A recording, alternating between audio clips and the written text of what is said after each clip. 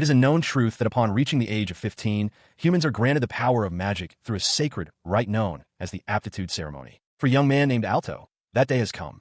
He sits quietly, contemplating the impending appraisal by the divine, a ceremony that will reveal the full extent of his magical aptitude. His childhood friend, Lily, tries to reassure him. She explains that the ceremony will determine the system and quantity of magic he can wield.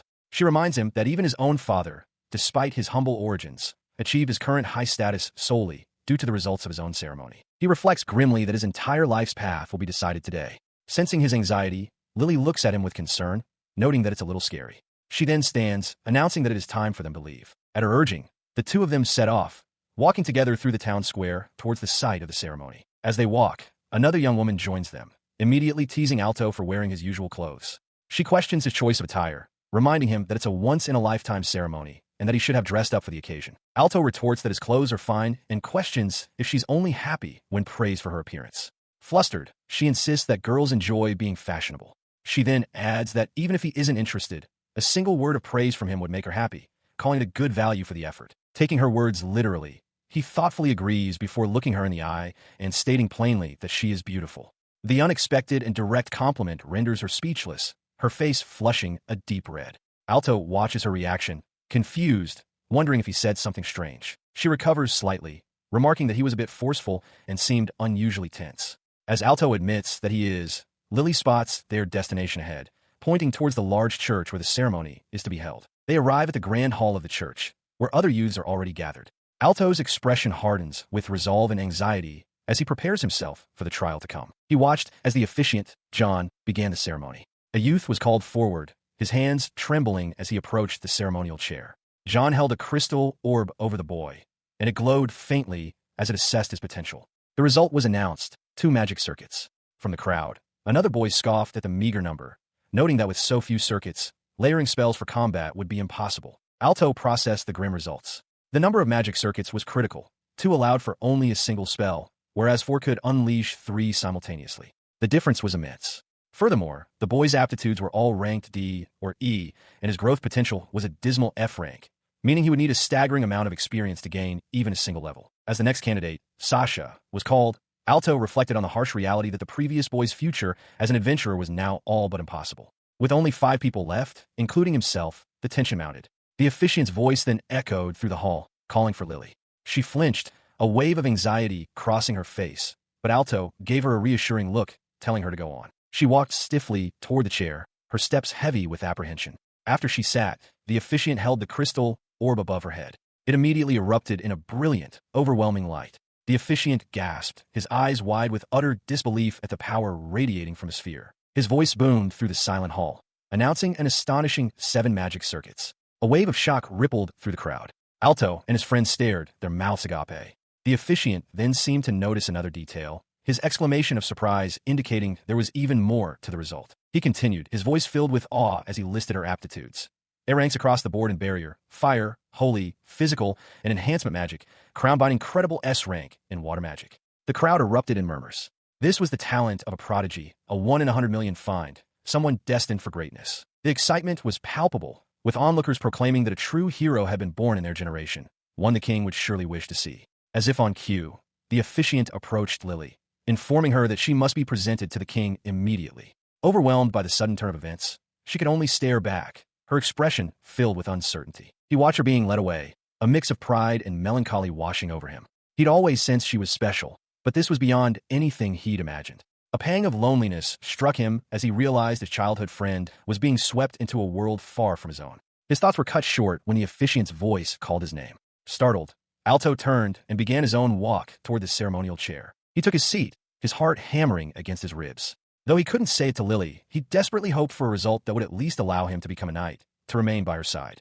The officiant raised the orb, and as it was held over Alto's head, it began to shine, commencing the appraisal. The light coalesced, revealing a single, stark number, 1. The result hung in the air. Alto stared forward, his mind reeling in utter disbelief, unable to process the devastating outcome. He stared in disbelief, asking the officiant to repeat the result. The old man confirmed it with a single, unwavering word, 1. The crowd began to whisper. A result of 1 was unheard of. Alto's mind reeled. With only 1 circuit, he couldn't even perform basic barrier magic, let alone anything more complex. The devastating news continued. His growth aptitude was F. His affinity for barrier magic, fire magic, physical magic, water-ice magic, holy magic, dark magic, reinforcement magic, and even appraisal magic, all were ranked F. He trembled, his hand flying to his face as the world seemed to warp around him. It couldn't be true. While he was lost in his despair, the officiant's voice cut through the haze, coldly calling for the next participant. In that moment, he felt utterly alone, a single figure in an endless darkness. The realization was crushing. He could never become a knight, nor an adventurer. He couldn't even hope for a normal profession. His dreams of achieving greatness were utterly shattered. Somehow, he found himself back at his family's grand estate, the journey a complete blur. As he stood there, dazed, a sharp voice called out to him. It was his father, who had already heard the news. He turned to face his father, who wasted no time. The man's expression was cold as stone as he declared that he had heard the appraisal results. He ordered Alto to leave the house immediately, calling him a disgrace to the family. His father's voice rose to a furious shout, forbidding him from ever using the Welsritter family name again. With a final, damning point of his finger, the doors to the estate were closed, casting Alto out onto the street. He collapsed to his knees on the stone path. One magic circuit, all F-rank aptitudes, disowned and cast out of his home. A single, desperate thought consumed him. How was he supposed to live now? A large, powerfully built man with a thick mustache bellows at Alto, contemptuously calling him no skill. He shoves a massive stack of documents towards the boy, ordering him to sort them immediately. Overwhelmed, Alto can only offer a meek agreement. He finds himself in a vast archive, struggling with the menial labor of shelving books. This, he realizes, is a reality of a first job for a no-skill apprentice. Just as he thinks he might be finished, his new boss reappears, shouting that there's still more to do and slamming another heavy pile of books into his arms. For a full day of this grueling work, his payment is a mere handful of coins. Utterly spent, his only thought is of getting to bed early. But the large man stands behind him, arms crossed, informing him that the day is not yet over. The man smirks, reminding Alto that it was he who spoke of self-improvement. Defeated, Alto quietly concedes the point. He is led to a cluttered storeroom, filled with crates and miscellaneous goods. He looks around at the mess, wondering how this service overtime could possibly be considered self-improvement. His new task is organizing the storeroom, repairing shelves, and arranging stock. The grim realization that only manual labor is available to a no-skill washes over him, and he clutches his head in despair. He strains to move a heavy wooden crate, thinking how much easier and faster it would be if he could use magic. The storeroom is vast and chaotic. As night falls, he finally collapses onto the wooden floor, too exhausted to even return to an inn.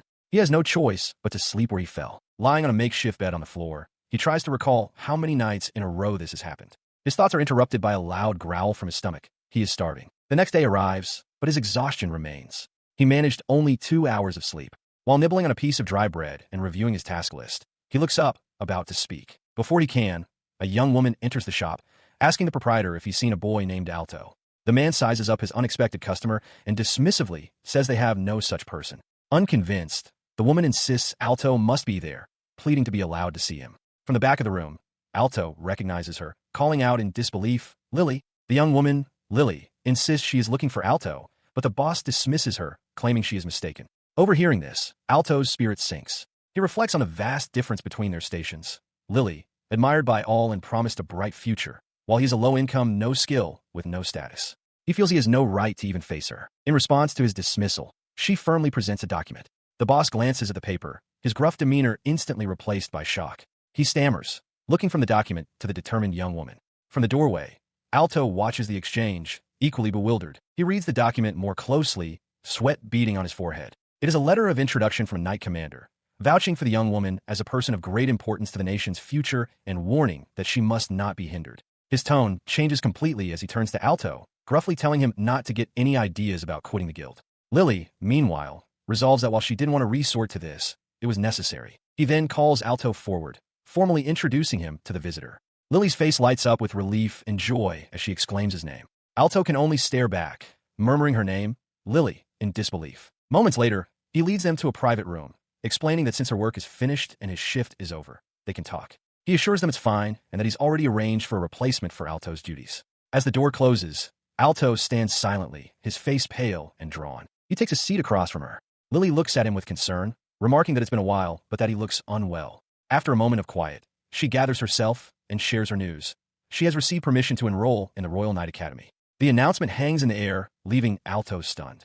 At the Royal Knight Academy, an institution dedicated to training the kingdom's finest, a line of armored knights stands at attention. Elsewhere, Lily muses that with her legendary magic aptitude, passing the selection exam is a certainty. She finds it odd that a transfer student like herself would have an entrance ceremony, but supposes the country may have requested her presence due to her status as the guildmaster's granddaughter. Hearing this, Alto offers his support, promising to cheer her on. Despite his encouraging words, a deep chasm of lightning seems to separate them in his mind. He resigns himself to the thought that his path is completely different from Lily's, that they will never cross paths again. A profound sense of loneliness washes over him. His somber reflection is interrupted by Lily's voice. She declares that she is not good at beating around the bush and will speak directly, revealing that she went to Alto's house on the day of his aptitude ceremony. The unexpected statement leaves him momentarily stunned. She continues her story, recounting how she was told no one named Alto lived there. Undeterred, she sought out the officiant from the ceremony, who informed her of Alto's no skill. This led her to confront Alto's father,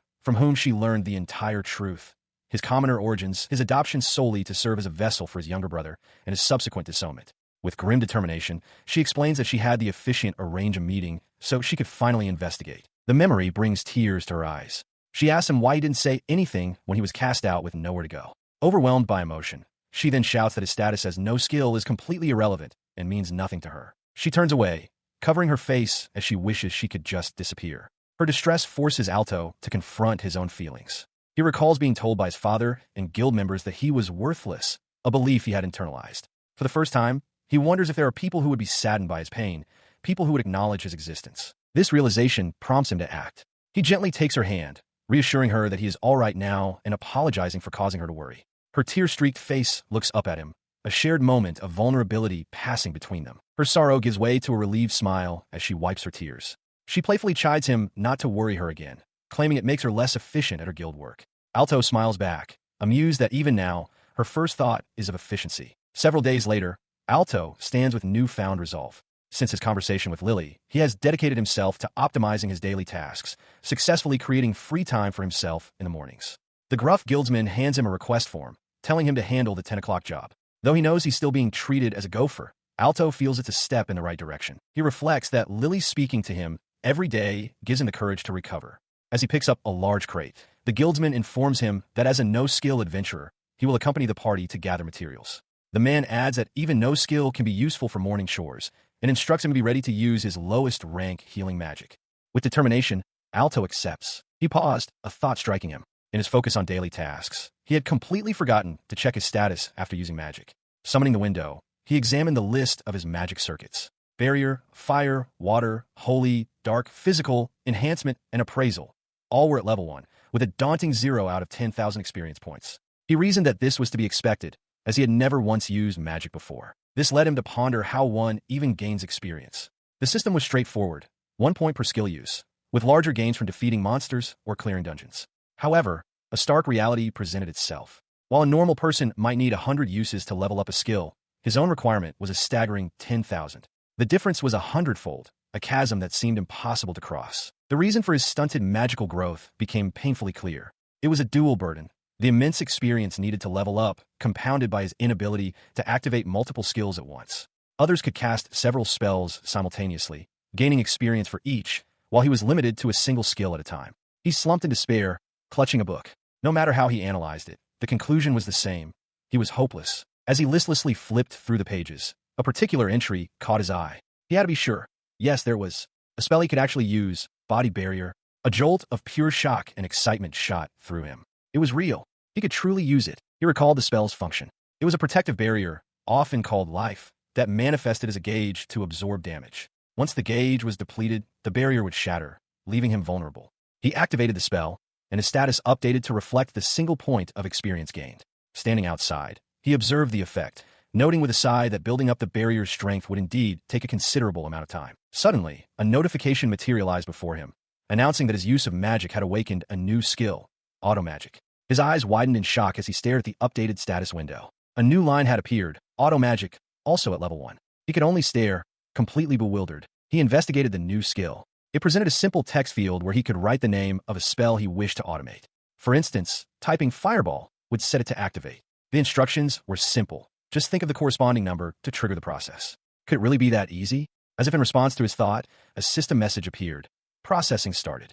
Activating Fireball. A pathetic wisp of flame sputtered into existence before him and promptly vanished. He stared aghast. The skill had activated on its own, without any conscious effort from him. He quickly understood the weakness of the spell was due to his low skill level. The system then revealed another function. He could register multiple skills to be used consecutively. Intrigued, he began setting up a sequence. The system immediately followed up, activating magic buff. He watched in awe as the sequence played out automatically. Could it be that the auto-magic skill was casting these spells on his behalf? A quick check of his status confirmed it. Not only auto-magic, but also his barrier, fire, and enhancement magic circuits had all gained experience points. In his excitement, he noticed something else. His own barrier was still active. It hadn't vanished. A wave of elation washed over him. With this auto-magic, he could perform repetitive enhancement spells and grind experience effortlessly. This could be the very solution to his overwhelming experience point dilemma. As he celebrated, the system interface updated again, providing instructions on how to create repeating loops, opening up even greater possibilities. He realized with a jolt of excitement that he could even specify repetitions for his automated spells. With this newfound ability, the once hopeless task of leveling up his magic could now be done efficiently. A wave of relief and renewed determination washed over him. While becoming a knight might still be out of reach, the path to becoming an adventurer suddenly seemed wide open. Lily looks on with a pensive expression, her finger resting on her lip. She finds it hard to believe, murmuring that it seems impossible. Seated on a stool before her, Alto agrees that it's unbelievable but states he will try it once. Lily nods in agreement. As Alto stands, a faint magical aura envelopes him. Lily gasps, amazed that he can truly do it, and exclaiming how incredible it is to possess a unique skill. Alto himself admits he was unaware of it until this moment. A unique skill is defined as a special ability outside the 8 fundamental magic systems. Examples include the renowned Sword Saint, which dramatically elevates one's swordsmanship, and clairvoyance, the power to see any location from afar. The skill's true power lies in its activation. While an ordinary person must consciously activate one skill at a time, Alto's ability works automatically, without any thought. Realizing the implications, Lily clenches her fist, her eyes wide with excitement. She declares that with such unmatched activation speed, no one can rival him, and he is certain to become incredibly strong. He clarifies that it's more than just simple, continuous activation. He believes he can apply it by performing certain actions. He then considers that if his auto-magic is currently active, it must mean he can use skills even while unconscious. Lily agrees, excited for what's to come. However, she raises a practical point. While auto-magic is amazing, one can't just sleep inside a dungeon. Alto concedes her point. A sudden realization strikes him. His eyes widen as he shouts that this means he can achieve super efficient experience point gain starting tonight. But his excitement is immediately cut short as he yells, "That's the problem." He explains the issue to a concerned Lily. If he's automatically accumulating experience while sleeping, it's a waste. He reflects on how a person spends a significant portion of their day on sleep, time dedicated to restoring stamina. He had considered this before and concluded it was an excellent trade-off for efficiency. Lily, puzzled, asks if that's a normal way to think. His thoughts turn to a more dangerous possibility. He worries that if he activates a powerful skill in his sleep, he might accidentally destroy something. Lily points out that since he's likely the first person in history to activate skills while sleeping, there's no precedent. She then suggests that the inefficiency of it might be the real issue, and he agrees. In response, Lily proposes a solution, clapping her hands together. She offers to stay awake and watch over him for the night. A moment later, the implication of her words dawns on her, and she grows flustered, realizing that spending the night together might seem strange. Alto, however, misses the nuance entirely. He acknowledges her offer is helpful, but questions if the inefficiency is truly that bad, leaving Lily momentarily stunned by his denseness. He, however, has a different idea, a light bulb flashing in his mind. As Lily waves her hands frantically, insisting that wasn't what she meant, he misinterprets her flustered state. With a smirk, he declares that he'll require some form of compensation. Lily's eyes go wide, her face flushing a deep red in shock. He clarifies his demand, asking if she's aware he has a day off in 2 days' time. He wants her to accompany him then. He explains that there's an annual guild party, but as a porter, he's not allowed to attend. Besides, he adds, he has no interest in it and considers it a waste of time. He considered her proposal. Lily cheerfully suggested that since it was the day before the entrance ceremony, they should go shopping for necessities, offering to accompany him. The idea sparked a realization for Alto. With his auto-magic, he could train in parallel, making such an outing far from inefficient. He agreed, thinking it might be nice to walk through the town again after so long. Her cheerful demeanor then softened into something more wistful. She remarked that it was a little sad, as once he enrolled in the Royal Knight Academy, they wouldn't be able to see each other for a while. She quickly brightened again, however, adding with a laugh that even if she had extra money, she couldn't imagine what she would even buy. Her thoughts drifted back to their shared past. She and Alto had been born on the same day, and from that day forward, they had always been together. A memory surfaced of them as small children. Alto, already brandishing a toy sword, declaring his ambition to become a knight, while young Lily watched him, a hint of concern on her face. The memories continued, turning darker as she recalled how the gap in their social standing grew more pronounced over time. She remembered seeing him at the academy tryouts, a solitary figure ostracized by a crowd of scornful nobles. Lily, trapped within that same crowd, could only look on with a pained expression. She admitted to herself that upon seeing him there, she had nearly resolved to give up on enrolling herself. But seeing his vibrant, determined expression that day had inspired her, strengthening her own resolve to pursue the dream of becoming a knight. Now, watching over the sleeping Alto as he emanated a soft, magical glow, she felt her conviction solidify. It was all right to keep dreaming of becoming a knight alongside him. She whispered her renewed promise to herself, noting with a gentle smile that his auto-magic seemed to be working just fine. As morning light filters into the room, Alto awakens with a smile. He glances over to see Lily still sound asleep and has a realization about his new skill, automatic magic. He understands that it must have automatically deactivated when he ran out of magic power, which is why the skill meant to wake her didn't trigger. A system notification confirms a sleep training test is complete, providing a magic buff. He feels a quiet sense of accomplishment. He now grasps the mechanics. Running out of magic simply deactivates the skill, allowing his power to recover naturally. Checking his status, he is thrilled to see he gained 800 experience points for both automatic magic and strengthening magic overnight. Just then, Lily awakens, yawning, and exclaims how amazing his automatic magic is. Alto clenches his fists in delight. Eager to continue his progress, he takes on manual labor. A foreman yells at the no-skill to work harder, and Alto responds with a loud, enthusiastic yes. He reflects, however, that simply having the skill won't make him instantly powerful. The experience required to level up is still immense, far more than others need, and the skill's current effect is still weak. As he works under the sun, he realizes that the constant use of his skills is also causing his fatigue to accumulate. A woman nearby impatiently tells him to hurry up and finish. Despite the strain, he remains focused on his goal. He finds satisfaction in the fact that this work allows him to grow stronger anytime, anywhere. Later, he and Lily walk through the bustling streets of a large town called Minton, the marketplace teeming with people and goods. Walking through the crowd, Alto asks Lily if she's holding up after all the travel. She cheerfully replies that she's fine and shows him a magical floating clock-like device. With a bright smile, she announces it's time for their next shopping stop. Alto observes a nearby cart being pulled by some form of magic. She consults her list, mentioning this is their last shop. She asks if he remembers passing it earlier, but he doesn't. She then suggests that since he'll be a student, he should go to the training center. Alto looks confused, prompting an annoyed pout from Lily, who can't believe he is unaware of such a place. In response to his confusion, Lily explains that the training center is a facility for practicing low-level skills, even offensive ones. Alto immediately worries about the cost, but Lily clarifies that because he is affiliated with the guild, he can use it for free as her follower.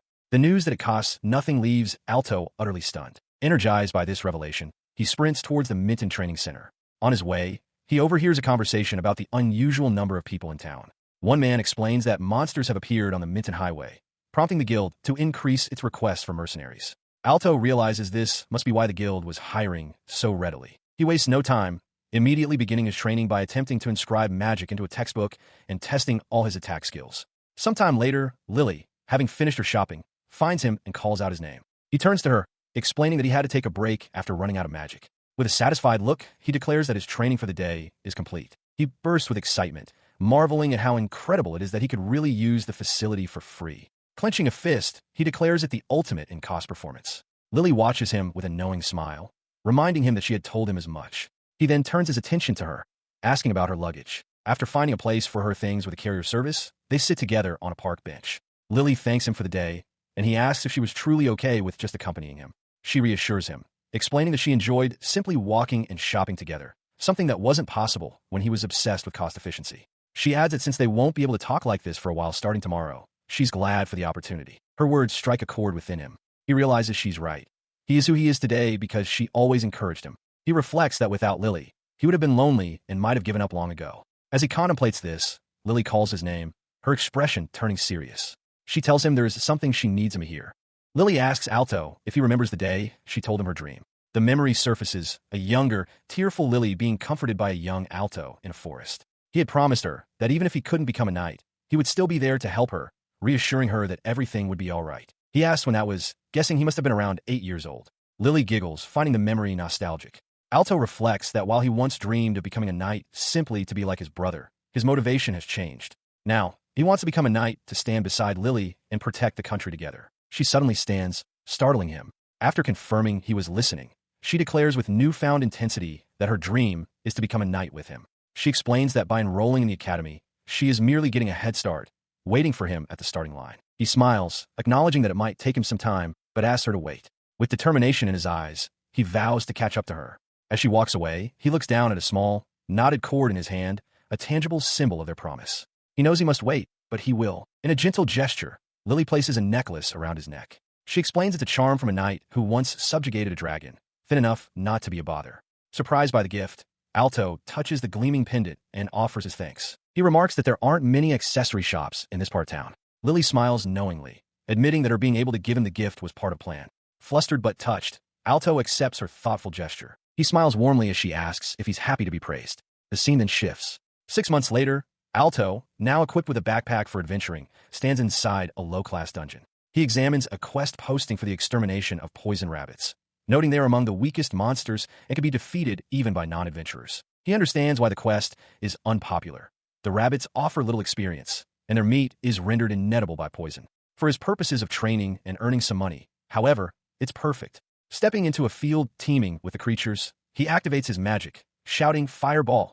as a swirling vortex of dark energy erupts from his palm. The charred remains of a poison rabbit fall to the ground. That marks his 20th kill. He notes how easy it is to collect the poison stones they drop. Deciding it's time for a break, he sits down near a rock, observing that this area seems to contain only these specific monsters. He decides to check his status while he rests. He summons his status screen, a list of his magical abilities and their current levels. A smile spreads across his face as he sees his progress. His automatic magic is nearly at level 10. He reflects that his hard work over the past 6 months has clearly paid off. He continued his training, and after 3 hours, a notification confirmed his auto magic had leveled up. Reaching level 10 in his magic buff skill unlocked a new function, conditional practice. He mused that unique skills often gain new properties after surpassing level 10, and with renewed determination, he resolved to push himself even harder. To test this new feature, he set a simple command: cast Fireball if a poison rabbit appears. He wondered if the skill would truly activate on its own based on a preset condition. Crouching in the undergrowth, he felt a wave of frustration, having already been defeated 3 times while searching for his target. Suddenly, a searing blast of fire erupted from his position, streaking across the field and incinerating a poison rabbit in an instant. He stared in shock, realizing the spell had activated and struck down the creature before he had even registered its presence. His shock gave way to elation as a notification confirmed the Fireball activation. A wide grin spread across his face. The 6 months of constantly using automatic magic had paid off. He recalled his past struggles, serving only as a porter for other adventurers, unable to do anything but continuously cast support buffs from the sidelines. But now, he understood the true potential of his ability. This was a power befitting the name automatic magic. He could vanquish foes, even in his sleep, simply by setting the right conditions beforehand. With newfound confidence, he declared his intention to keep the Fireball condition active and eagerly set off deeper into the dungeon, ready to hunt more monsters. Alto stood inside a bustling adventurers' guild, a place he had never entered before. He observed the various counters and adventurers, contemplating the nature of guilds. He understood there were 2 primary types, one where adventurers took on quests to solve themselves, and another that gathered clients and introduced them to parties for short-term work. He had accepted a quest of the latter type. He approached the counter and requested an exchange. The receptionist stared in disbelief at the mountain of monster materials and enormous bouquet of herbs he presented. He explained that since he could now hunt efficiently, he had gathered all of this in a single day. He then asked if she could also process a subquest for the medicinal herbs he brought. Her shock deepened as she examined the herbs. He had apparently used an automatic appraisal method to gather them all in one day. She identified one as a mare leaf, a high-level medicinal herb. The realization struck her. It was an item that a failed appraiser like Alto should never have been able to find. He simply smiled and claimed it was a coincidence. An hour later, with his payment secured, a friend with dark hair tied in a ponytail approached him. She suggested that with his talent, he should quit the guild and focus on gathering full-time. Alto chuckled, admitting that while gathering was fun, he had other goals he was aiming for. His path led him into a low-class dungeon with a new party. Their boisterous leader rallied the group, shouting for them to move out. Alto followed behind, reflecting that while his automatic collection skill made quests efficient, the porter job was also important. He activated a skill, initiating a process for a continuous enhancement buff for both magic and physical abilities. He considered the benefits of his role. A single buff's effect was limited, but overlapping them required multiple magic circuits, making it more effective to buff companions during a quest. Though he was just a porter, he could still gain significant experience this way. As he mused, the party leaders spotted their targets ahead, lizardmen. The battle began instantly. The leader roared, casting a fire lance that streaked towards the enemy. The other party members charged in, their weapons clashing violently against the axes and clubs of the reptilian foes. As the fierce melee continued, the leader, invigorated by the fight, dismissed the threat as trivial. He turned and yelled at Alto, calling him the errand boy, ordering him to hurry up and collect the spoils from the fallen monsters. Emerging from the dungeon, the party leader stretched,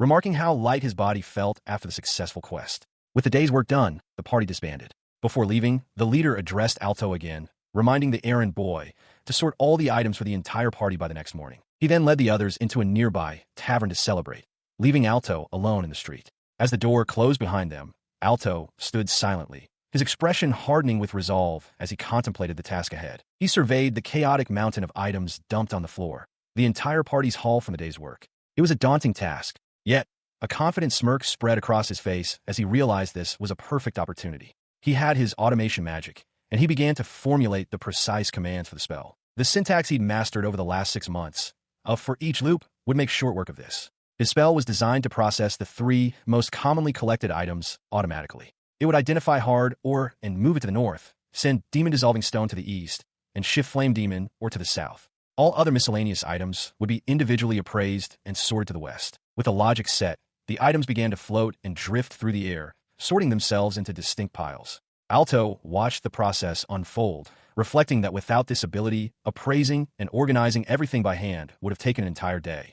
Now, all he had to do was wait for the spell to complete its assignment. He used the waiting time with perfect efficiency. While his magic worked, he sat down with a foundational text, Magic Theory Basics 1, absorbing knowledge to improve himself further. As his automation magic reached level 10, he steeled his resolve, thinking of his promise to Lily. He would absolutely see it through. 2.5 years later, Alto works as a porter for an adventurers guild, diligently training every day. In that time, his party has steadily climbed the ranks to become the guild's ace team. The boisterous, blonde party leader claps him on the shoulder, telling him he's done well. He adds that Alto should take it easy, as he's only there for the experience. The party leader continues, telling him to get his things sorted by tomorrow and dismissively calling him no skill. As the rest of the party laughs, Alto turns away dejected. He laments that no one listens to his opinions, despite his extensive knowledge of magic and dungeons, simply because he is perceived as having no practical skills. He arrives at a vast, overgrown warehouse, noting the large amount of work ahead. Activating his warehouse management skill, he reflects that while he hasn't gained much experience, he has certainly grown as an adventurer. He acknowledges that the task before him, which would normally require 10 people, is necessary. 30 minutes later, while reading a book, a glowing panel materializes before him. His automatic magic skill has leveled up. He stares in surprise. It finally happened after 2.5 years of continuous use. He remembers that at level 10, it was called Apprentice School, but now it has reached level 20. He examines the new skill details. Reaching level 20 has unlocked simultaneous activation, allowing him to cast multiple spells at once using a specific command structure, up to a maximum of 16. The realization hits him with force. He can now cast 16 attack spells at the same time. Eager to test his newfound ability, he rushes to the guild's backyard training area. He decides to try a 16-count simultaneous activation of the fireball spell. As he invokes the command, a massive, swirling sphere of fire coalesces before him, far larger and more potent than a single casting. He leaps back, stunned by the spell's immense size. He realizes that even his weak attack magic, when multiplied 16 times, becomes a weapon worthy of a high-level adventurer. Considering he's kept his skill active for over 24 hours straight, his magical power must be far beyond normal. A grin spreads across his face as he decides to enhance it further. The enhanced, multicast fireball detonates with catastrophic force. The ground erupts, sending dirt and debris flying as a massive crater is carved into the training yard. Alto can only stare, wide-eyed, at the overwhelming destruction. As the dust settles, he is momentarily speechless. The power he just unleashed is comparable to a dragon's breath. A wide, triumphant grin replaces his shock. He realizes that with this power, he could do more than just be an adventurer. He might even be able to enter a knight academy. He clenches his fists, ecstatic. The next day, Alto is confronted by his party leader, who smiles and thanks him for gathering everyone. Alto senses something is wrong. Despite the polite words, the leader's tone is unsettling. The leader remarks on how Alto called him out so early, then mentions how the guild has expanded its influence over the past 2 years thanks to his own efforts. He stood silently as the party leader, with a condescending smirk, posed a question. What should the guild do in times like these? The leader demanded an answer from the no-skill. Before Alto could respond, the man sighed dramatically, declaring that such outdated thinking was why Alto would never be more than a porter. He then revealed that the guild master had instructed him that it was time to tighten the reins. The leader's words painted a grim picture. Alone, Weak Mouse is surrounded by a horde of predatory cats. It was a simple, brutal truth of their world, As a guild expands, the incompetent are inevitably cast aside. The weak cannot survive. With a malicious grin spreading across his face, the leader announced his solution. He had decided to implement a restructuring. Each squad leader would be granted the authority to unconditionally dismiss one member from their unit, purging them from both the party and the guild itself. As the party began to turn away, the leader paused, looking back over his shoulder. He pointed directly at Alto, a cruel smile playing on his lips as he delivered the final blow. And so, Alto, as of today, you're fired. The words struck Alto with the force of a physical impact, leaving him frozen in utter shock. Inside the Adventurers Guild, a large, mustachioed man confronts Alto, accusing him of being a useless freeloader. He questions how Alto could think he belongs in an S-rank party with no skills. Alto, taken aback, tries to defend himself, stating that his magic level has recently increased. The man dismisses this, roaring that after 3 years as an adventurer, that's all he has to show for himself. He clenches his fist, his expression hardening as the man continues his verbal assault. The man concedes that Alto's level is low, but argues that a guild needs morale to grow, and having a no-skill member like him drags everyone down. He points a finger at Alto, declaring that he said it himself, and then bellows for him to get out immediately. Crestfallen, he turns and walks out of the guild hall. As he leaves, a young woman in a red cloak watches with concern, wondering if this is truly all right since they relied on his support buffs. Her companions, however, dismiss her worries, callously stating that anyone could perform his role and that they have no need for a useless member with no skills. The large man then turns his fury on the remaining party members. He roars that to become strong, one needs excellent magic and buffs, and their S-rank party has no need for someone with no skills. He dismisses them all, shouting that the guild doesn't need weaklings and to get it through their heads. The woman in the red cloak recoils in shock. Later, Alto collapses onto the bed in his sparse room. He lies there, hand pressed to his forehead in despair.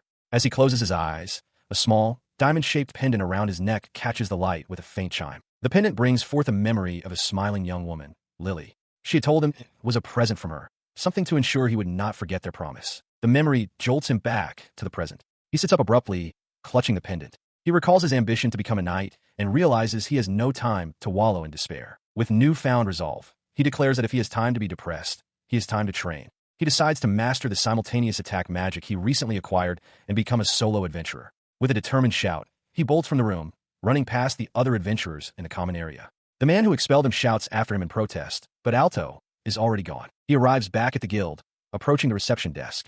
He asks the receptionist for a job, and she offers him an E-rank subjugation quest.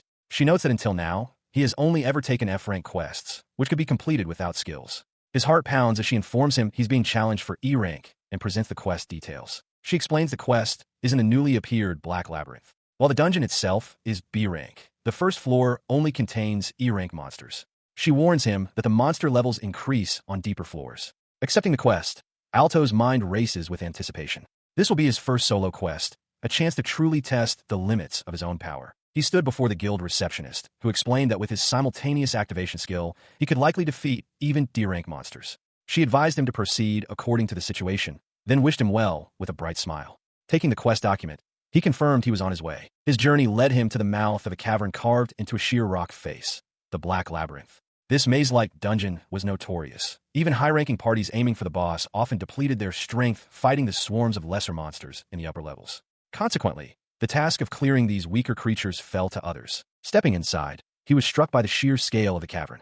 He decided to begin by casting a body-strengthening spell on himself 16 times. As the magic took hold, his eyes widened in surprise at the effect. His attention was drawn to a creature ahead, a goblin. He recognized it as an E-rank monster, a suitable first opponent for a novice. As the creature snarled, he began to channel his magic from a safe distance. He unleashed the spell, invoking simultaneous activation, Fireball. A colossal volley of fiery projectiles erupted from the cavern floor, incinerating the goblin in a devastating blast. When the smoke cleared, nothing remained of the monster but a sizzling, scorched crater in the rock. Dust settled around him as he stared, a bead of sweat tracing its way down his temple. He realized with a grimace that he had perhaps used too much power.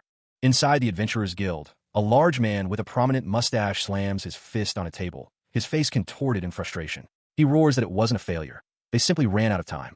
A blonde woman beside him listens with concern as he insists that they can't let this happen, questioning if she thinks they are too weak for the task. His tirade is interrupted by the arrival of Alto. The man immediately confronts the boy, grabbing him and demanding to know if he plans to clear the dungeon tomorrow with another party. The blonde woman calls out Alto's name in surprise. The man sneers, noticing Alto's talentless status, and mockingly asks if he just accepted an E-rank monster subjugation quest. deeming it a suitable match. Alto calmly confirms that he is a client. He then clarifies that he has already defeated the monsters. With a weary but proud expression, Alto explains that he didn't just clear the first floor, he defeated the boss as well. To prove it, he presents a large, glowing magic stone the bosses drop. Both the man and the woman stare, utterly speechless. Their shock quickly curdles into disbelief. The woman asks if the item is only F rank, but Alto confirms it's a Mitoclose magic stone. The man erupts, shouting about the impossibility of a talentless boy defeating a B-rank boss. He violently grabs Alto by the collar, accusing him of using some kind of despicable trick. He continues to berate Alto, questioning how he could lie about such a thing. Alto struggles, insisting he did nothing wrong. The blonde woman yells for him to stop, but the commotion has already drawn attention. Two uniformed guild security officers intervene, ordering the man to cease his disturbance and demanding to know what right he has to cause such trouble. As the guards forcibly escort the belligerent adventurer away, the blonde woman turns back to Alto, congratulating him once more on clearing the dungeon. At the reception desk, the guild employee confirms his achievement. Since he fulfilled the boss subjugation request, she informs him she can exchange his reward for a D-rank guild license. Much to Alto's surprise, she hands him the new license, explaining that because his demonstrated ability is equivalent to B rank, he can now accept jobs of that level. With a fist clenched in triumph, Alto thanks her. He realizes with satisfaction that his own power has finally been recognized. Though the path is long, he feels he is steadily getting closer to his goal of becoming a knight. Later that night, Alto stands alone on a path in the woods, practicing his skills under the moonlight. Several blasts of energy shoot through the trees, narrowly missing their targets. He sighs in mild frustration, acknowledging that hitting 7 targets at once is still too difficult for him. He reflects on what he learned from his solo quests. To fight effectively against multiple foes, he must divide his attacks and strike simultaneously. He visualizes this tactic against a swarm of small creatures. However, the more skills he tries to control at once, the harder it is to manage their trajectories. He concludes that with practice, he can manage 5 or 6. Deciding that's enough for now, he resolves to visit the Quest Referral Guild. Returning to the guild hall, he stands before the quest board. The receptionist points to a posting for a dungeon exploration in the Amble Mountains. She explains that due to the discovery of numerous monsters, it has become a large-scale subjugation quest. Because of the area's size, they are issuing a 2-day permit, and he is free to bring any weapons he wishes. Alto accepts, thanking her for the information. He set off, his mind racing with a new, powerful motivation. He recalled how, in the past, any items gathered through his automatic magic were always divided amongst his entire party, remembering the excitement of others finding rare materials like a Ymir's tusk. A greedy glint appeared in his eyes as a realization struck him.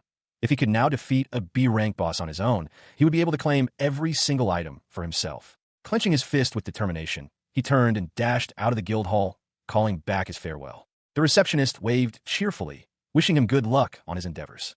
1 hour later, at the Ashel mine, Alto ventures deep into a cavern. Holding a magical lantern that casts a warm glow, he breathes out a puff of condensed air, noting to himself that the interior is warmer than he had anticipated. He consults his quest details, which state that the search target is limited to a rare magic stone. The document specifies the name of the stone he must find. As he reads, a low growl echoes through the passage. A hulking troll, a B-rank monster known for its low intelligence but immense durability and power, stomps into view, its presence a grave danger to any unprepared adventurer. From the cover of a rocky outcrop, he calmly initiates a spell, activating Fireball ×8. A massive, searing orb of magical energy erupts from his position and hurtles towards the creature, engulfing the troll in a devastating explosion that fills the entire cavern with light and force. As the smoke clears, the troll lies defeated, its body sizzling on the cavern floor. Relieved that it went down so easily, Alto approaches and receives a notification on his device. Magic stone discovered. Following the indicator, he searches a nearby rock face, pulls away a small inscribed tile, and discovers a large, glittering magic stone nestled within a hidden cavity. He holds the rare magic stone, identified as a dragonite stone, in his hand. He wonders how much it might be worth, acknowledging that since the guild executives handle the payments, he has no way of knowing its true value. The device beeps again, confirming the discovery. Having completed his task, Alto returns to the Adventurers Guild. The receptionist greets him, welcoming him back and noting that his 2-day subjugation permit was still active. She asks if anything of note occurred during his expedition. In response, he hefts an enormous bag onto her counter, overflowing with magic stones and other monster parts. He explains that he collected more than he expected and would like to cash it all in. The receptionist stares, utterly flabbergasted by the sheer volume.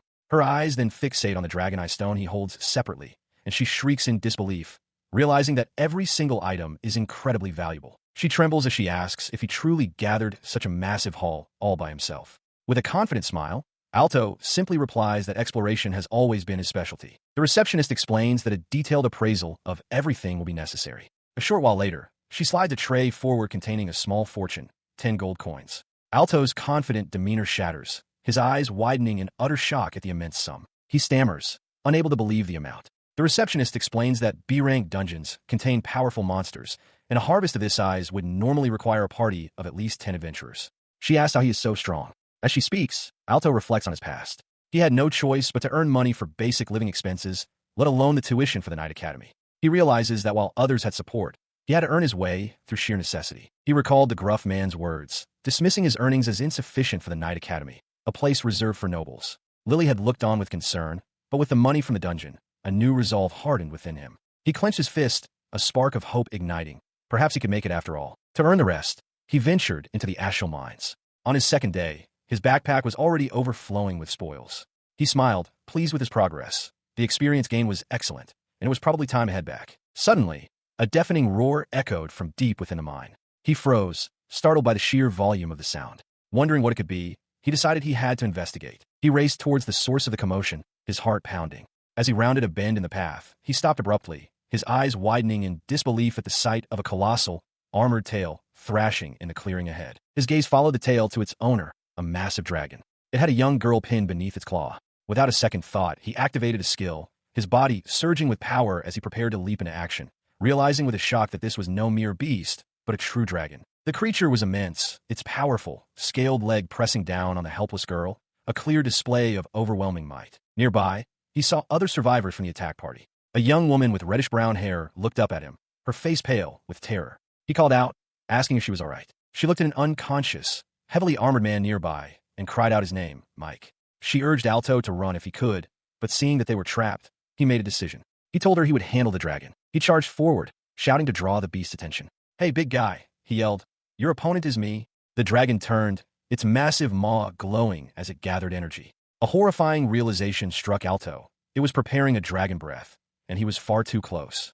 A massive, fiery explosion erupts from the dragon's maw. Alto sprints away with all his might, his face a mask of desperation. He understands the true threat. The dragon's breath isn't just a projectile. It's a devastating heat wave that expands upon impact. He knows that if the blast reaches the ground, the other adventurers will be engulfed. Pushing his body to its limit, he activates a 16-fold physical buff and launches himself into the air with a tremendous leap, soaring high above the forest canopy. Hurtling through the sky towards the colossal beast, he shouts a challenge. His mind races, analyzing the attack's properties. He realizes the heat wave is most dangerous on the ground. If he can intercept the blast while it's still airborne, he might be able to disperse it. With a determined roar, he unleashes his counterattack, rapidly casting Ice Needle 16 times. A blinding volley of sharp, magical ice projectiles streaks through the air, aimed directly at the heart of the fiery breath. The ice needles collide with the fire in a brilliant mid-air explosion of steam and light. Below, the force of the impact shakes the ground, causing the woman to cry out in alarm as she shields herself from the shockwave. He lands softly, a look of triumph flashing across his face. "I did it. I neutralized the dragon's breath," he exclaims. But there's no time to rest. Next is this. He immediately begins casting again, activating Ice Wall 16 times in succession. A colossal wall of ice erupts from the earth. As it forms, the woman still feels the searing heat wave from the dissipated blast. She looks up in awe at the towering frozen barrier, wondering if even this incredible magic can truly protect them. In the quiet aftermath, Alto stands alone amidst the scorched and frozen trees. Before him lies the dragon, its massive form pierced and shattered, encased in jagged pillars of ice. He stares at the fallen beast, murmuring to himself that he somehow managed to win. He turns his attention to the others, jogging toward them. He reflects on the battle, thinking it was pure luck that he could use water magic against a dragon.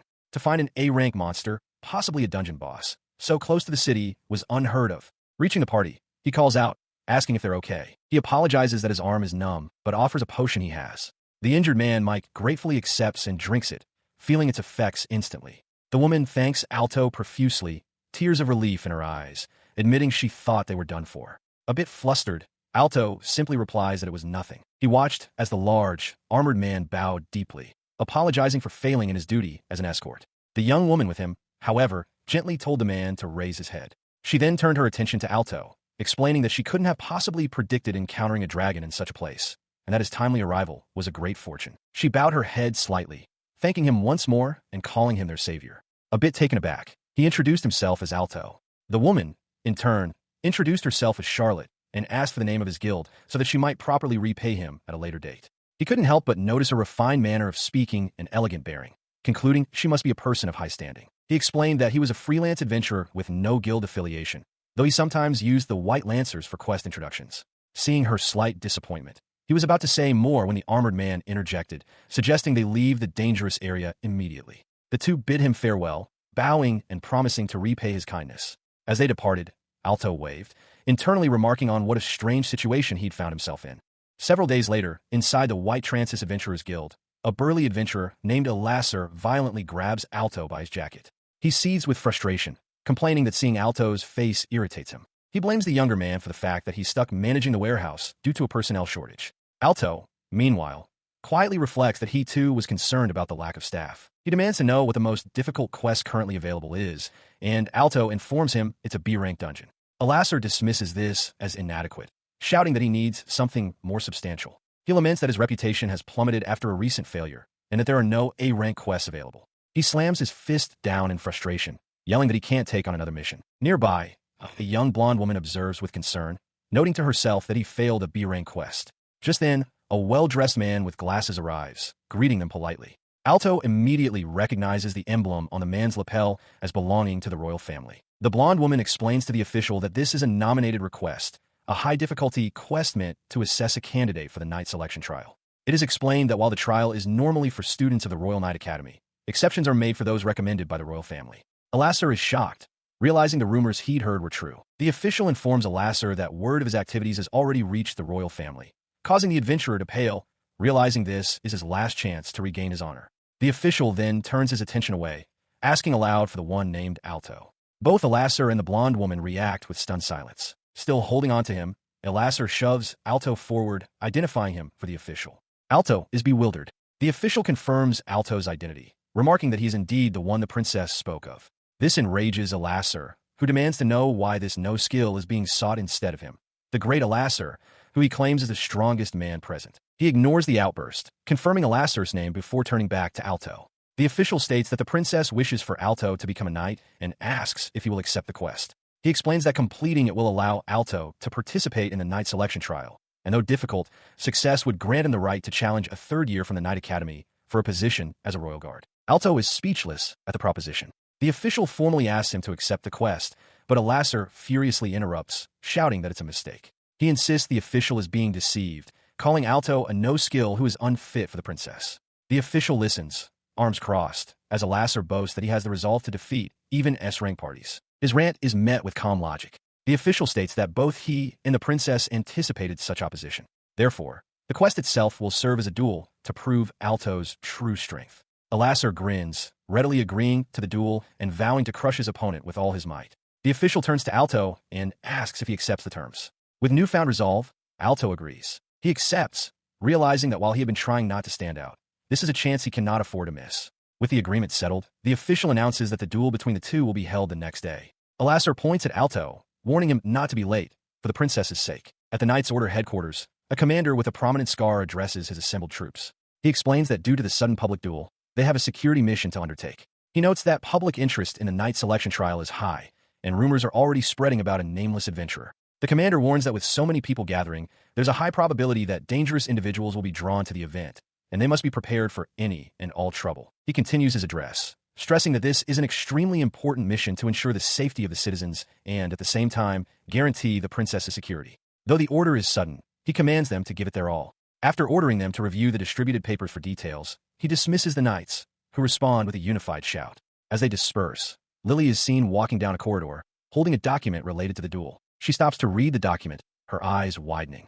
It details Alto's supposed accomplishments, saving a princess from a dragon's assault and single-handedly defeating an A-rank monster. A jolt of admiration runs through her.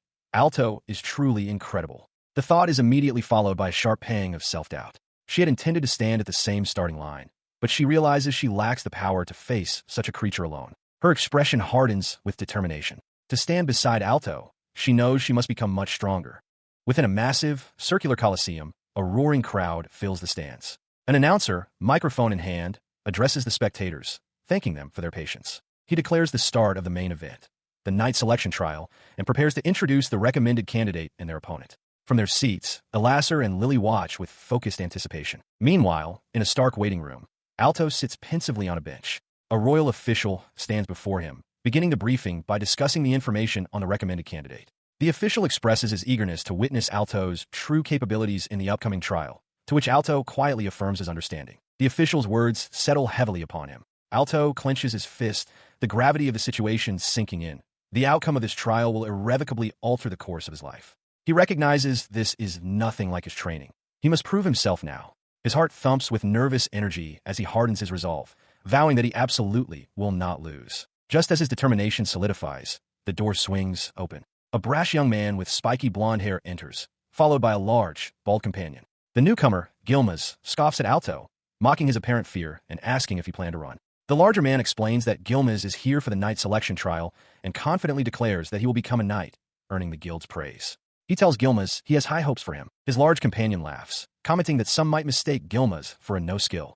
Gilmaz readily agrees, then turns his condescending gaze to Alto, asking if he thinks winning against someone like him would be too simple. Alto looks up and replies with chilling calm that it would be an assassination. The unexpected retort sends both Gilmaz and his companion into fits of loud, surprised laughter. At this, the royal official interjects to explain the rules to both Alto and Gilmaz. He clarifies that the objective is to break the opponent's barrier. Any attack after the barrier has fallen is strictly forbidden. He adds that any minor injuries sustained within the arena will be treated with recovery magic. He concludes by stating that, within these rules, they are to show their full power and should not hold back. With the briefing complete, the official announces it is time to proceed to the arena. An electric tension fills the air as Gilmaz smirks confidently, while Alto maintains a grimly focused expression. They follow the official out the door. They emerge into the light of the Colosseum, greeted by the announcer's booming voice and the roar of the crowd. He proclaims that the finalists have arrived. As they walk toward the center of the arena, Gilmaz flashes a predatory grin, while Alto's face is a mask of pure, unyielding concentration for the public trial about to commence. In the center of the vast arena floor, a knight in full armor serves as the referee. He confirms that both combatants understand the rules he will be enforcing. Alto gives a curt affirmation. Gilmaz smirks, saying he knows, then shouts that he'll end it in a single blow. The referee raises his arm and bellows, "Begin!" The instant the match starts, Gilmaz lunges, unleashing a high-level skill without hesitation. Dragon Breath. A swirling vortex of dark energy manifests before him. Alto's eyes widen in shock at the immediate use of such a powerful attack, realizing he's never faced a genuine Dragon Breath before. Reacting instinctively, he thrusts his palm forward and casts his own spell. Fireball. Gilmaz laughs, mocking the idea that such a novice skill could ever defeat him. He stood his ground, hand extended as his small fireball shot forward. In the stands, the crowd erupted in disbelief. One spectator pointed, questioning if the size of that fireball was some kind of joke. Elasser watched intently, his companion confirming that what they were seeing was, in fact, real. The tiny spark of magic flew directly into the path of the overwhelming draconic torrent. The two spells met with a cataclysmic explosion. Alto's fireball, against all odds, did not dissipate. It held firm against the Dragon Breath, the point of impact erupting in a blinding flash. From his side of the arena, Gilmaz watched, his mind reeling in confusion as the collision sent shockwaves across the field. His disbelief twisted into fury. Impossible. Gilmaz stammered, unable to process the scene. Before he could react further, the stalemate shattered. A violent explosion erupted from the clashing spells, surging directly towards him. He let out a desperate cry as the blast wave struck, engulfing him completely. With a tremendous blast of force, Gilmaz is thrown backward through the air. The crowd, along with Alto, stares in stunned silence at the outcome. A moment later, the referee raises his hand and declares the victor, Alto, who looks just as bewildered as everyone else. Following this shocking turn of events, Elasser, still seated on the ground, mutters in disbelief about losing to a no-skill. The referee approaches Alto, acknowledging that his power is indeed worthy of a knight and offering his congratulations. As he does, Alto hears a familiar voice call his name, recognizing it as the one from before. He turns to see a young woman with long, reddish-brown hair approaching him. She steps forward, and Alto is stunned to realize she is royalty. The young woman thanks him sincerely for his help, then formally introduces herself as Princess Charlotte of the Lawrence Kingdom, apologizing for not doing so sooner. She explains that without his intervention, she would have died, and she is truly grateful. From a distance, Elasser and Gilmaz watch the exchange in disbelief. She continues, stating that after witnessing his true strength, she wants to recommend him for the Royal Knight Selection exam. However, she clarifies that to prove he is worthy of the recommendation, he must first complete a specific quest. The princess assures him that the reward will be paid, but this task is a necessary formality. She then formally asks if he will accept it. His face lights up as he eagerly accepts the offer with a heartfelt thank you. Princess Charlotte places a hand on his shoulder, reiterating her desire for him to become a knight and promising to send the official notice later. With a warm smile, she tells him she is looking forward to his success. Elsewhere, Ilasser furiously confronts Gilmas, shouting that his loss to a no-skill has brought shame upon them. He reveals that because of this failure, their guild's prestige is ruined, and they have lost their chance to conquer a B-rank dungeon, failing at the boss's chamber. Gilmas listens, his face a mask of horror, as the full weight of his defeat sinks in. He continues his tirade, explaining that the very survival of their guild is now at risk. Ilasser reveals that the princess had orchestrated events with the expectation that the no-skill would fail, creating an opportunity for them. For such a person to succeed where they could not is an intolerable outcome, and he glares menacingly, declaring that he will give Gilmas one last chance. Looming over the younger adventurer, Ilasser reasons that if they can prove the boy truly is a no-skill, their own position will be justified. He issues a stern warning. Failure is absolutely forbidden. A malicious grin spreads across Gilmas's face as he accepts the command, vowing to expose his rival's true nature. The following day, Gilmas stands with his party before the entrance to a dark, ominous cave. One of his companions identifies it as the location where an S-rank boss is sealed. Gilmas confidently tells his party not to worry, boasting that an S-rank party like theirs can surely defeat it. His companions, however, exchange uneasy glances. His confidence stems from a secret meeting with the royal official, where he paid a large sum of money to learn the details of Alto's quest. His plan is to tackle the same challenge first, ensuring Alto's failure and public humiliation. With a smirk, he orders his party into the cave. For hours later, deep within the oppressive darkness, Gilmas and his companions are frozen in absolute terror at what they see before them. He trembled, his entire body shaking from the oppressive aura emanating from deeper within the cave. Gilmas realized with dread how many high-grade potions his party had already consumed just to reach this point. His eyes fixed on a stone monument bound by a thick rope and a paper seal. With a desperate edge to his voice, he pointed and shouted at one of his companions to break the seal, a command that was met with a gasp of disbelief. The command was obeyed. As the seal was torn away, a massive crack split the stone monument. Believing their sabotage was a success, Gilmas and another party member erupted in cheers, shouting that they had done it. Their celebration was cut short as a violent torrent of dark energy erupted from the shattered stone, blasting outwards with overwhelming force. The adventurers were thrown back, their cheers turning to cries of pure terror. The overwhelming power left them stunned. One of Gilmas's companions stammered that this must be the S-rank boss, realizing it was only the seal they had broken. Snapping out of his shock, Gilmas roared at them not to just stand there, but to run, ordering them to cast physical buffs immediately. The party scrambled, fleeing for their lives. As he ran, a cold dread washed over Gilmas. He knew they were finished. Several days later, unaware of the disaster that had unfolded, Alto stood before a royal official. He was being briefed on the quest presented by the king, a trial he would undertake with 2 knights assigned to observe him. The official explained the mission: to venture into a high-difficulty, basin-type dungeon where the monsters were B rank or higher, and the boss was a fearsome S rank. He continued, clarifying that the objective was not to defeat the boss, but simply to retrieve a treasure box from its chamber, as the creature itself was sealed away. The 2 knights would accompany him, but would not interfere. Alto accepted the quest document, his eyes scanning the details confirming the dungeon's S-rank boss and B-rank monsters. He then methodically checked his supplies, ensuring his potions were in order and his auto-magic settings were correctly configured. Fully prepared, he and his escorts arrived at the dungeon entrance. A sign above the dark, gaping maw of the cave designated it as the site of the Knight Selection Trial quest. Staring into the darkness, Alto's expression hardened with resolve. He vowed to himself that he would absolutely clear this quest. Within a dungeon, Alto holds a glowing, crystalline organ, a triumphant smile on his face as he declares the quest complete. One of his companions, a young adventurer, praises his exceptional scouting ability, noting that despite warnings of an S-rank monster, they cleared the dungeon smoothly. The party leader, a large man named Mike, agrees and suggests they prepare to leave. Alto, relieved, offers his thanks. Later, sitting on a bed in a quiet room, he feels the exhaustion set in. He reflects on the successful completion of the quest assigned by the king, grateful that the knights who accompanied him acknowledged his strength. His thoughts inevitably turn to Lily. He recalls her parting words with perfect clarity. "I'm just going to the starting line first." He remembers that she is now at the prestigious Royal Knight Academy, honing her skills alongside other high-level companions. He clenches his fist, the memory of the past 3 years since being branded as skill-less fueling his resolve. This success is the culmination of his tireless efforts, grinding experience points even in his sleep, all to earn the right to take the Academy selection trial. A vision of Lily appears before him, just out of reach. He believes that if he can pass the trial, he might finally be able to catch up to her. His determination solidifies. Though he was scorned for having no skills, he vows that he will become a knight. With his mind made up, he decides to head for the trial, planning to use automatic magic to grab a meal on the way. As he walks through the town, a sudden, violent tremor shakes the ground, stopping him in his tracks. His head whips around as panic erupts in the streets. A townsman screams that a boss monster has descended from the Earth Mountain. Others cry out in disbelief, questioning how it could be free when it was supposed to be sealed. A horrifying realization strikes Alto. Was the monster unsealed by the very quest he just completed? Did he lure it out of the dungeon? He feels a surge of responsibility. Without hesitation, he turns and sprints against the fleeing crowd. He knows the dungeon isn't far from the town. He must lure the boss away, as far as possible. He arrives to a scene of chaos. A colossal, decaying dragon, a zombie dragon, is already locked in combat with a group of adventurers. The sight of the terrifying beast momentarily freezes him in shock. He joins the fray alongside other adventurers, but their combined assault proves futile. The zombie dragon regenerates from every blow, its grotesque form reknitting itself instantly. Alto cries out in frustration, realizing that no matter how many times they attack, they can't seem to damage it.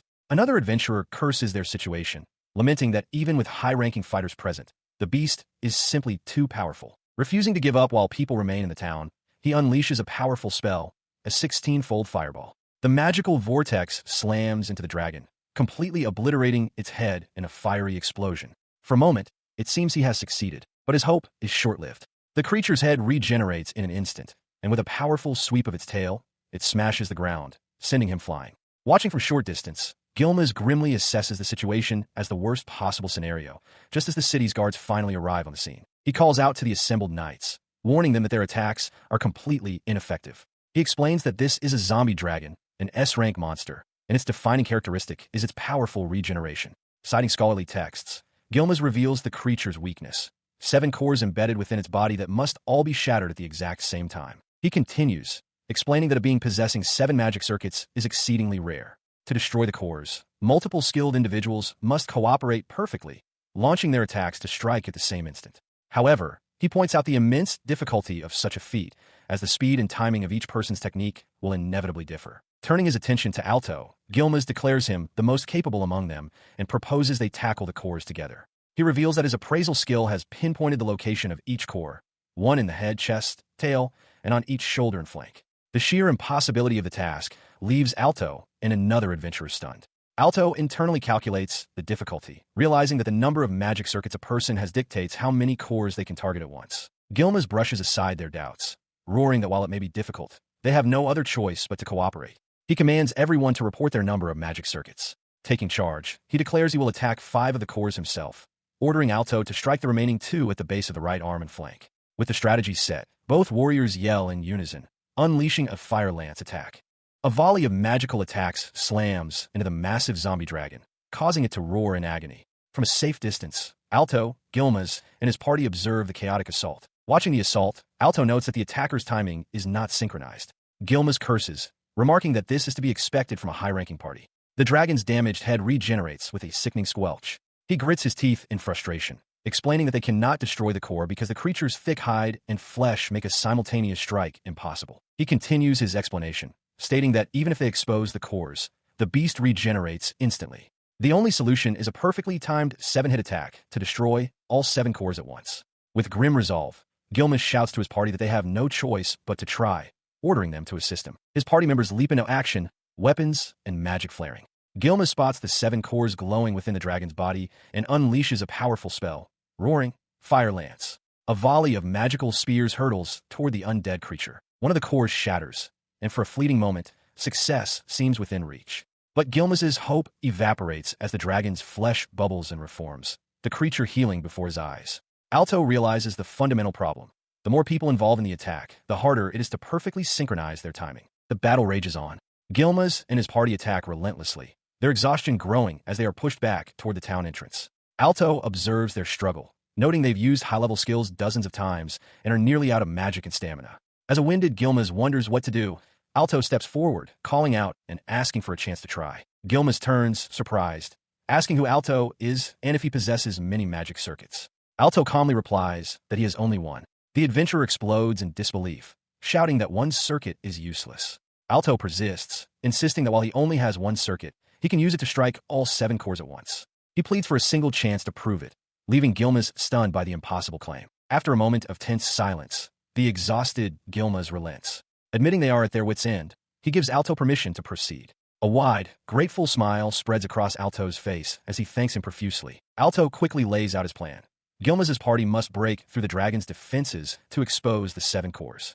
Once they are visible, he will destroy them all simultaneously. Understanding, Gilmaz turns and roars, "Let's go!" Firelance, leading his party in another charge. The adventurers unleash a coordinated barrage. Spells and blades tear into the zombie dragon's undead flesh, successfully exposing the glowing cores within.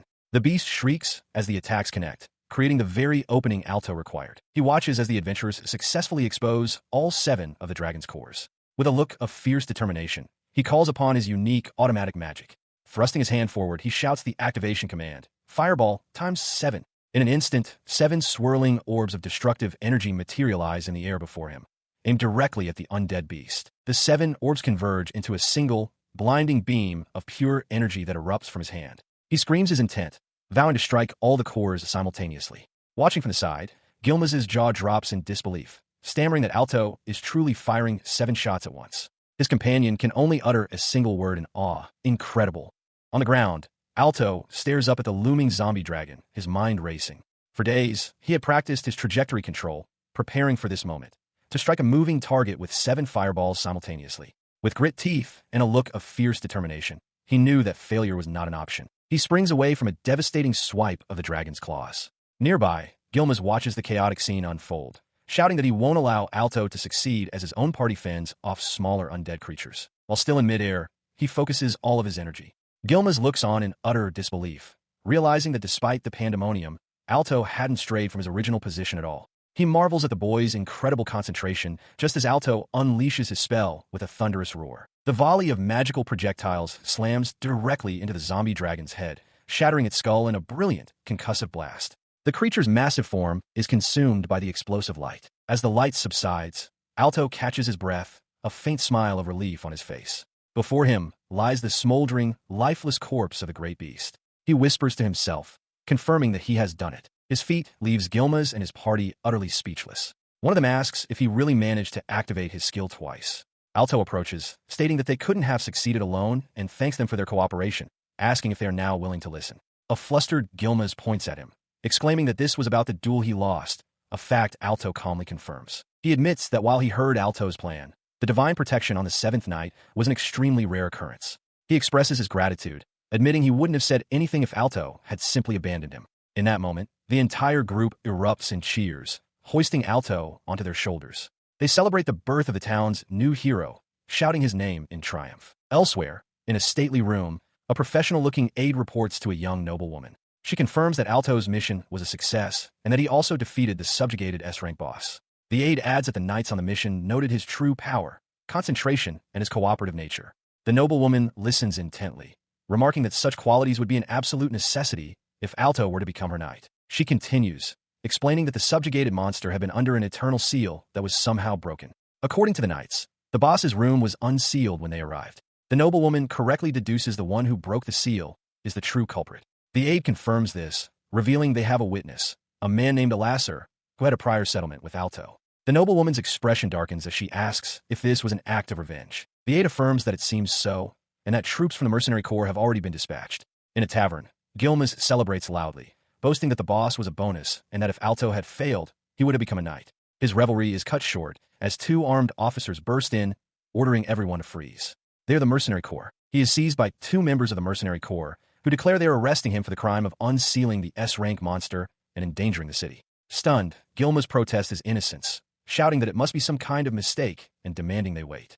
From the side, Alasar smirks, advising him to cease his futile resistance as they already possess the necessary proof. Meanwhile, in a well-appointed room, a butler announces the arrival of Alasar and Alto. The noblewoman greets Alto warmly, thanking him for his role in protecting the city from the rampaging monster. Her aide then provides an update. Alasar's guild master has been arrested, along with 2 accomplices. Their crimes are compounded by bribery and abuse of power, ensuring a heavy sentence. The news leaves Alto visibly tense. The aide reassures him, stating they are aware he was not an accomplice, merely cooperating with the others to defeat the monster. He notes that Alto's true power already exceeds that of a knight. With a smile, the noblewoman listens as her aide presents a document. He formally announces that in light of his quest completion and his heroic actions, Alto's application for the knight selection exam has been officially approved. A wave of relief and joy washes over Alto. He thanks them profusely. The noblewoman smiles warmly, expressing her confidence that he will pass with excellent results. She then asks that once he becomes a knight, he lend his strength to her cause. Overjoyed, Alto declares it would be an honor and promises to meet her expectations. Several days later, Alto arrives at the prestigious Royal Knight Academy. He learns that for 1 month, he, a commoner, will be treated as an equal to the students from noble families. During this trial period, he must attend classes alongside them to learn the necessary skills to become a knight. Walking through the academy grounds, he observes the other students, elites gathered from all over the country who are vying for the same positions. He understands he must surpass them to become a knight. Resigned to the challenge, he resolves to do what he can, as always, acknowledging the vast difference in their starting points. He listens as an instructor explains that everyone present is a rival. The knight selection exam is held only once every 3 years. Alto reflects on a grim warning. Those who graduate from the academy but fail to become knights carry a heavy burden for the rest of their lives. His thoughts drift to Lily, certain that she must have already graduated and become a knight by now. He wonders if he might have a chance if he passes the same exam a year after her. His contemplation is abruptly shattered by a sharp voice calling out, "Hey you." The voice belongs to an arrogant-looking student who introduces himself as Bonbon, of the famous Bonbon family. He smirks, identifying Alto as the much-rumored commoner with connections. He dismisses Alto's attempts to use his family name, stating that such tactics won't work on him, as the Black Guild has already vouched for him. Bonbon declares his intent to use his appraisal skill to examine Alto's magic circuits. Alto is shocked by the blatant breach of manners. A moment later, Bonbon bursts into laughter, loudly announcing that Alto possesses only a single magic circuit, calling him pathetic small fry. The surrounding students erupt in derisive laughter. He then boasts that a true knight is a superior human, like himself. To prove his point, he casts Fireball, simultaneously launching 5 fiery orbs that slam into the practice targets. His cronies cheer, impressed that he can handle 5 magic circuits at once. Turning back to Alto with a smug grin, Bonbon asserts that this display is what it means to be a proper human. He mocks Alto, questioning how someone who can barely manage a single spell could ever become a knight. Alto silently reflects that the princess's praise may have made him overconfident, but perhaps his current power is enough. Bonbon grows impatient with the silence and demands that Alto prove him wrong if he disagrees. Alto calmly turns his gaze to the row of targets and asks how many he needs to hit. As Bonbon scoffs at the impossibility, Alto quietly incants Fireball times 16. In response to his incantation, a massive volley of 16 swirling fireballs materializes, dwarfing Bonbon's earlier spell and filling the air with overwhelming magical power. His spell was a complete success. All 16 fireballs struck their targets simultaneously, shattering the stone slabs in a deafening crash. The other students stared in disbelief, with Bonbon shouting that it was impossible for anyone to cast 16 spells at once. Bonbon, recovering from his shock, turned on him and furiously accused him of using some kind of trick. Alto met his gaze calmly, questioning if it was truly a trick or perhaps just a unique skill. Their confrontation was interrupted by the arrival of a stern-looking man who demanded to know what the commotion was about. The man, holding a clipboard, introduced himself as Arthur, the examiner for the current selection trial. A murmur of awe went through the crowd of students. They recognized him as the legendary knight Captain Arthur, the youngest in history to earn the rank and known by the moniker Demon. He then laid out the rules of the selection process. To pass and become a knight, each candidate needed to acquire 3 emblems from a total of 6 available across 3 trials: a dungeon battle, a team battle, and an individual battle. He gave a stern warning, noting that while it was possible to submit multiple emblems from a single trial if one's power was recognized, it was a foolish strategy to rely on. As Alto listened, he processed the information. He understood that a poor showing in the first trial would likely doom his chances in the subsequent ones. To succeed, he would need to prove himself to the most elite members of the knighthood, a truly daunting task. Arthur concluded his briefing by announcing that the trials would commence in 1 week, starting with the individual battle where they would fight each other. He informed them that the matchups would be revealed on the day of the competition and, with a final dismissed, ended the assembly. 1 week later, the day of the first trial arrived. The combat arena buzzed with the roar of a massive crowd. Alto stood ready, reflecting on his diligent preparation. He had continued his automatic magic training, finding his solo practice in the forest far more effective than formal lessons. His fire magic had even leveled up, leaving him in peak condition. As he stood there, a familiar voice called out his name. He turned to see Lily running toward him, a bright smile on her face. Waving enthusiastically, she called out his name again, expressing her happiness at seeing him after so long. In the waiting room for the combat trials, Alto expresses his excitement to Charlotte, congratulating her on becoming a knight and thanking her for helping him get this far. She smiles warmly, returning the thanks and expressing her own gratitude that he made it. She explains that she recommended him to the queen, noting his skills are incredible, and encourages him to do his best for future generations. As she departs, Bonbon approaches Alto with a smirk, sarcastically commenting on how well-acquainted Alto seems to be with the princess. He leans in, informing Alto that they are scheduled to fight each other today. Bonbon declares he will use the match to prove Alto is a fraud, cynically telling him to try his best while asserting that there is no chance he himself will lose. Alto's expression hardens as he wonders about the source of his rival's immense confidence. His attention is drawn to an older nobleman, Duke Wilo, a court minister. Bonbon greets the Duke, who acknowledges him and notes that Bonbon's father is his superior. The Duke expresses high expectations for Bonbon and asks to see a display of his skill, which Bonbon eagerly accepts, all while the Duke gives Alto a dismissive glance. After the Duke departs to the bows of the other students, Bonbon loudly boasts to the room.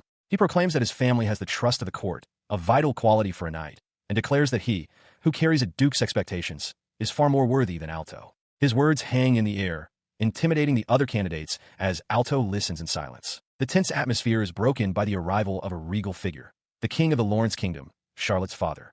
He addresses the room, noting the large number of examinees and advising them to relax before the trials begin. Both Bonbon and Alto are stunned into silence by the monarch's unexpected appearance. The king first acknowledges Bonbon and his family's service, then turns his full attention to a bewildered Alto. With a warm smile, the king explains that his daughter has told him much about Alto and that he has been looking forward to seeing him fight. Behind her father, Charlotte offers a small, encouraging wave. He wishes Alto luck, telling him not to get eliminated before the main event, then departs with Charlotte. Reinvigorated by the royal encouragement, Alto clenches his fist, his determination renewed.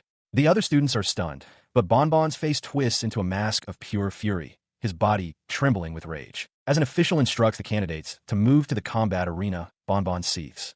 He cannot comprehend why the king and princess would favor a commoner and resolves that, as a nobleman, it is his duty to teach Alto his place. He and his followers march off as the official tells everyone to wait until their name is called. Within the arena, the official announces the start of the individual combat selection trials. He calls out the first match, Alto versus Bonbon. As he orders them to step forward, the two rivals face each other, their expressions locked in grim determination, ready for the confrontation to begin. He stands ready in the arena, facing his opponent.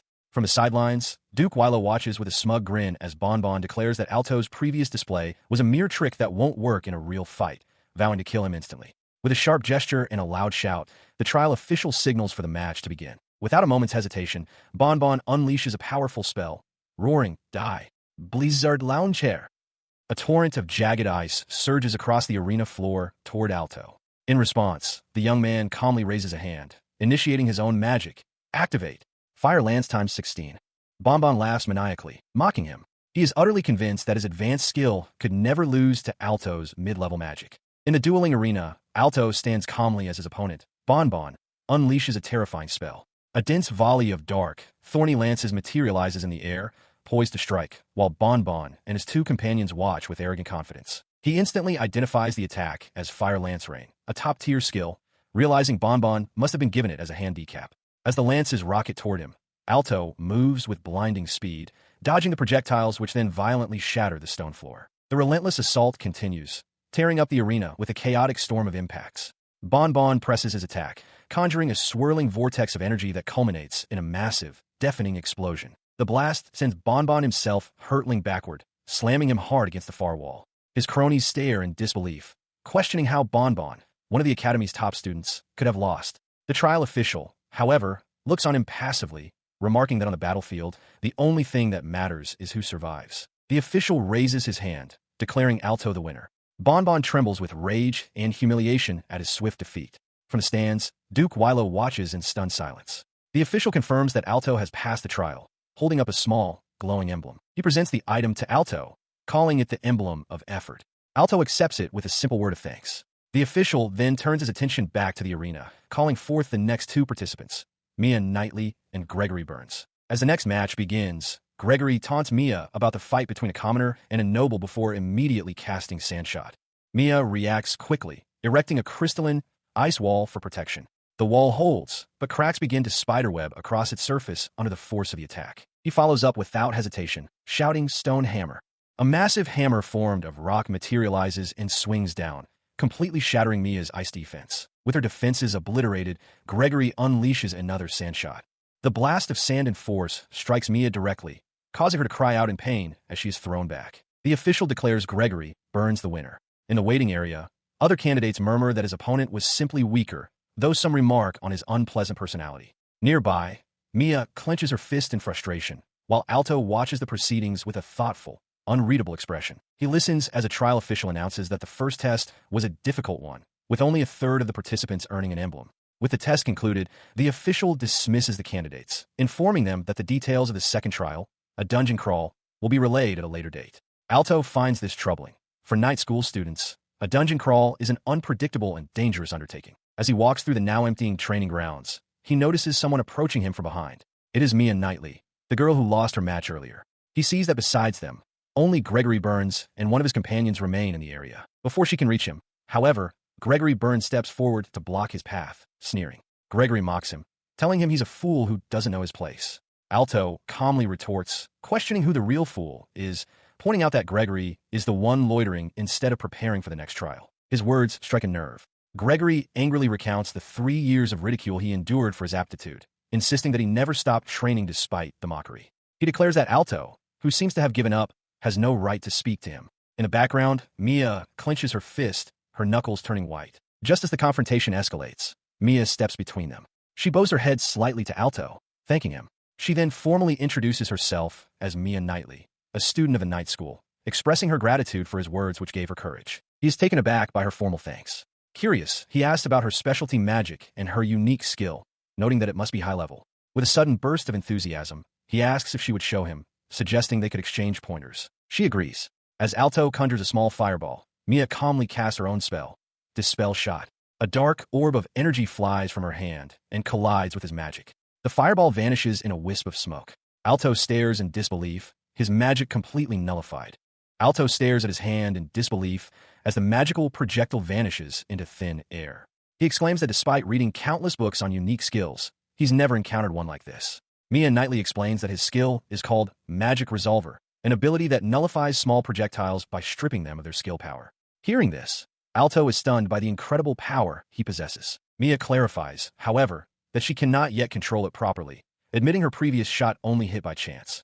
She worries that even leveling up the skill might not be enough to master it. A spark of an idea hits Alto, who suggests that the solution is simply to practice. He then falls into thought, pondering the best way forward, while Mia is left stunned by his simple confidence. He recalls his own past struggles, remembering a time when controlling multiple skills at once was a great challenge, making it difficult to hit unseen targets with magic. In contrast, he realizes his unique skill activates unconsciously, firing and hitting its mark every single time. He visualizes this as 2 of his projectiles perfectly intercept incoming threats. He tells Mia that practice is exactly what she needs. Understanding his point, she brightens up and thanks him with a deep bow. With renewed determination, Mia points forward, declaring they should start immediately. Alto agrees, and several dark, orb-like projectiles materialize around him, ready for the training session. With a shout of Dispel Shot, Mia unleashes her power. A dark projectile flies from her hand and collides with one of Alto's orbs, neutralizing it on impact. Though one of her shots misses its mark, she doesn't falter, continuing to fire a barrage of Dispel Shots as their intense practice begins. 30 minutes later, she is on her knees, panting from magical exhaustion.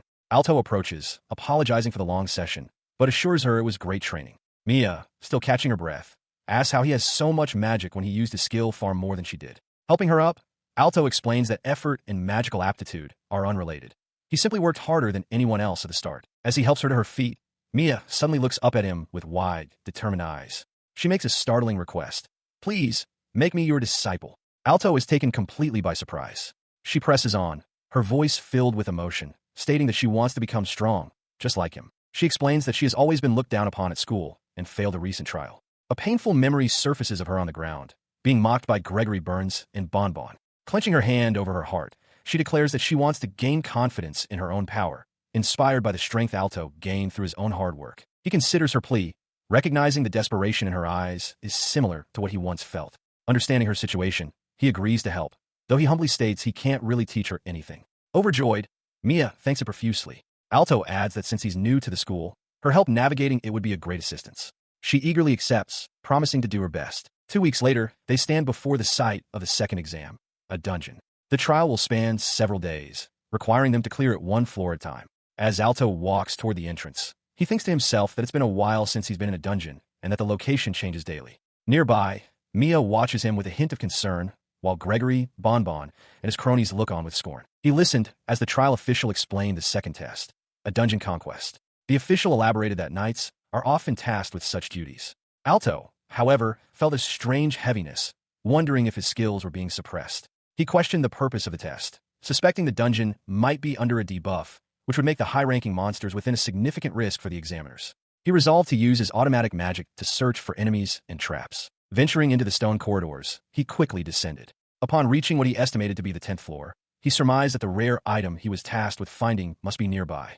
Just then, his senses picked up a reaction. He turned to find a glowing, map-like object on the wall, which he identified as the final room's puzzle. Having successfully retrieved the item, he returned to the surface and presented proof of completion to the official. The man confirmed the quest was cleared, noting that Alto's choice of route and speed were both appropriate.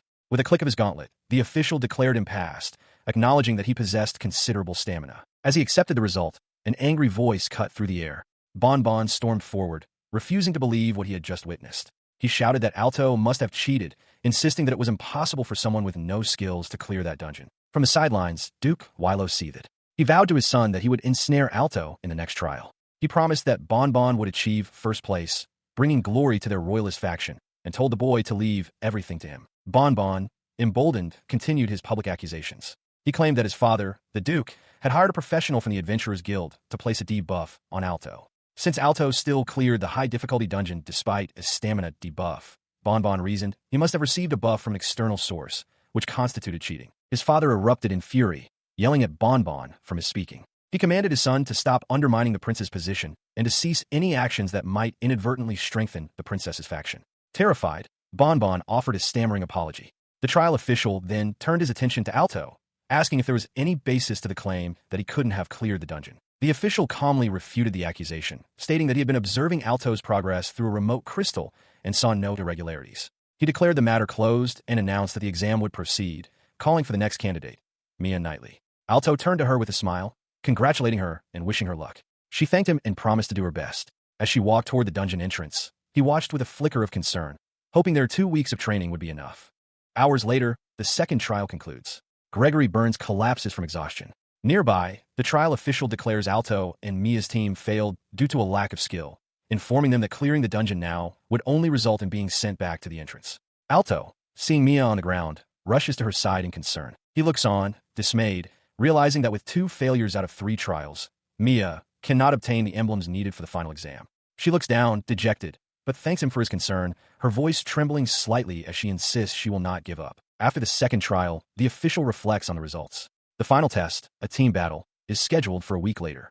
He muses that those who failed are now unable to fight and would only be a burden to their team, concluding that the system has successfully weeded out those with 0 emblems. He addresses the remaining candidates, announcing that the team matchups for the final trial will be revealed on the day of the event before dismissing them. As the group disperses, Alto notes that their numbers have been reduced by more than half, and Mia observes that nearly everyone with 0 emblems is gone. Mia wonders aloud if it's still possible to acquire the necessary 3 emblems in the next trial, noting that some who passed have already given up.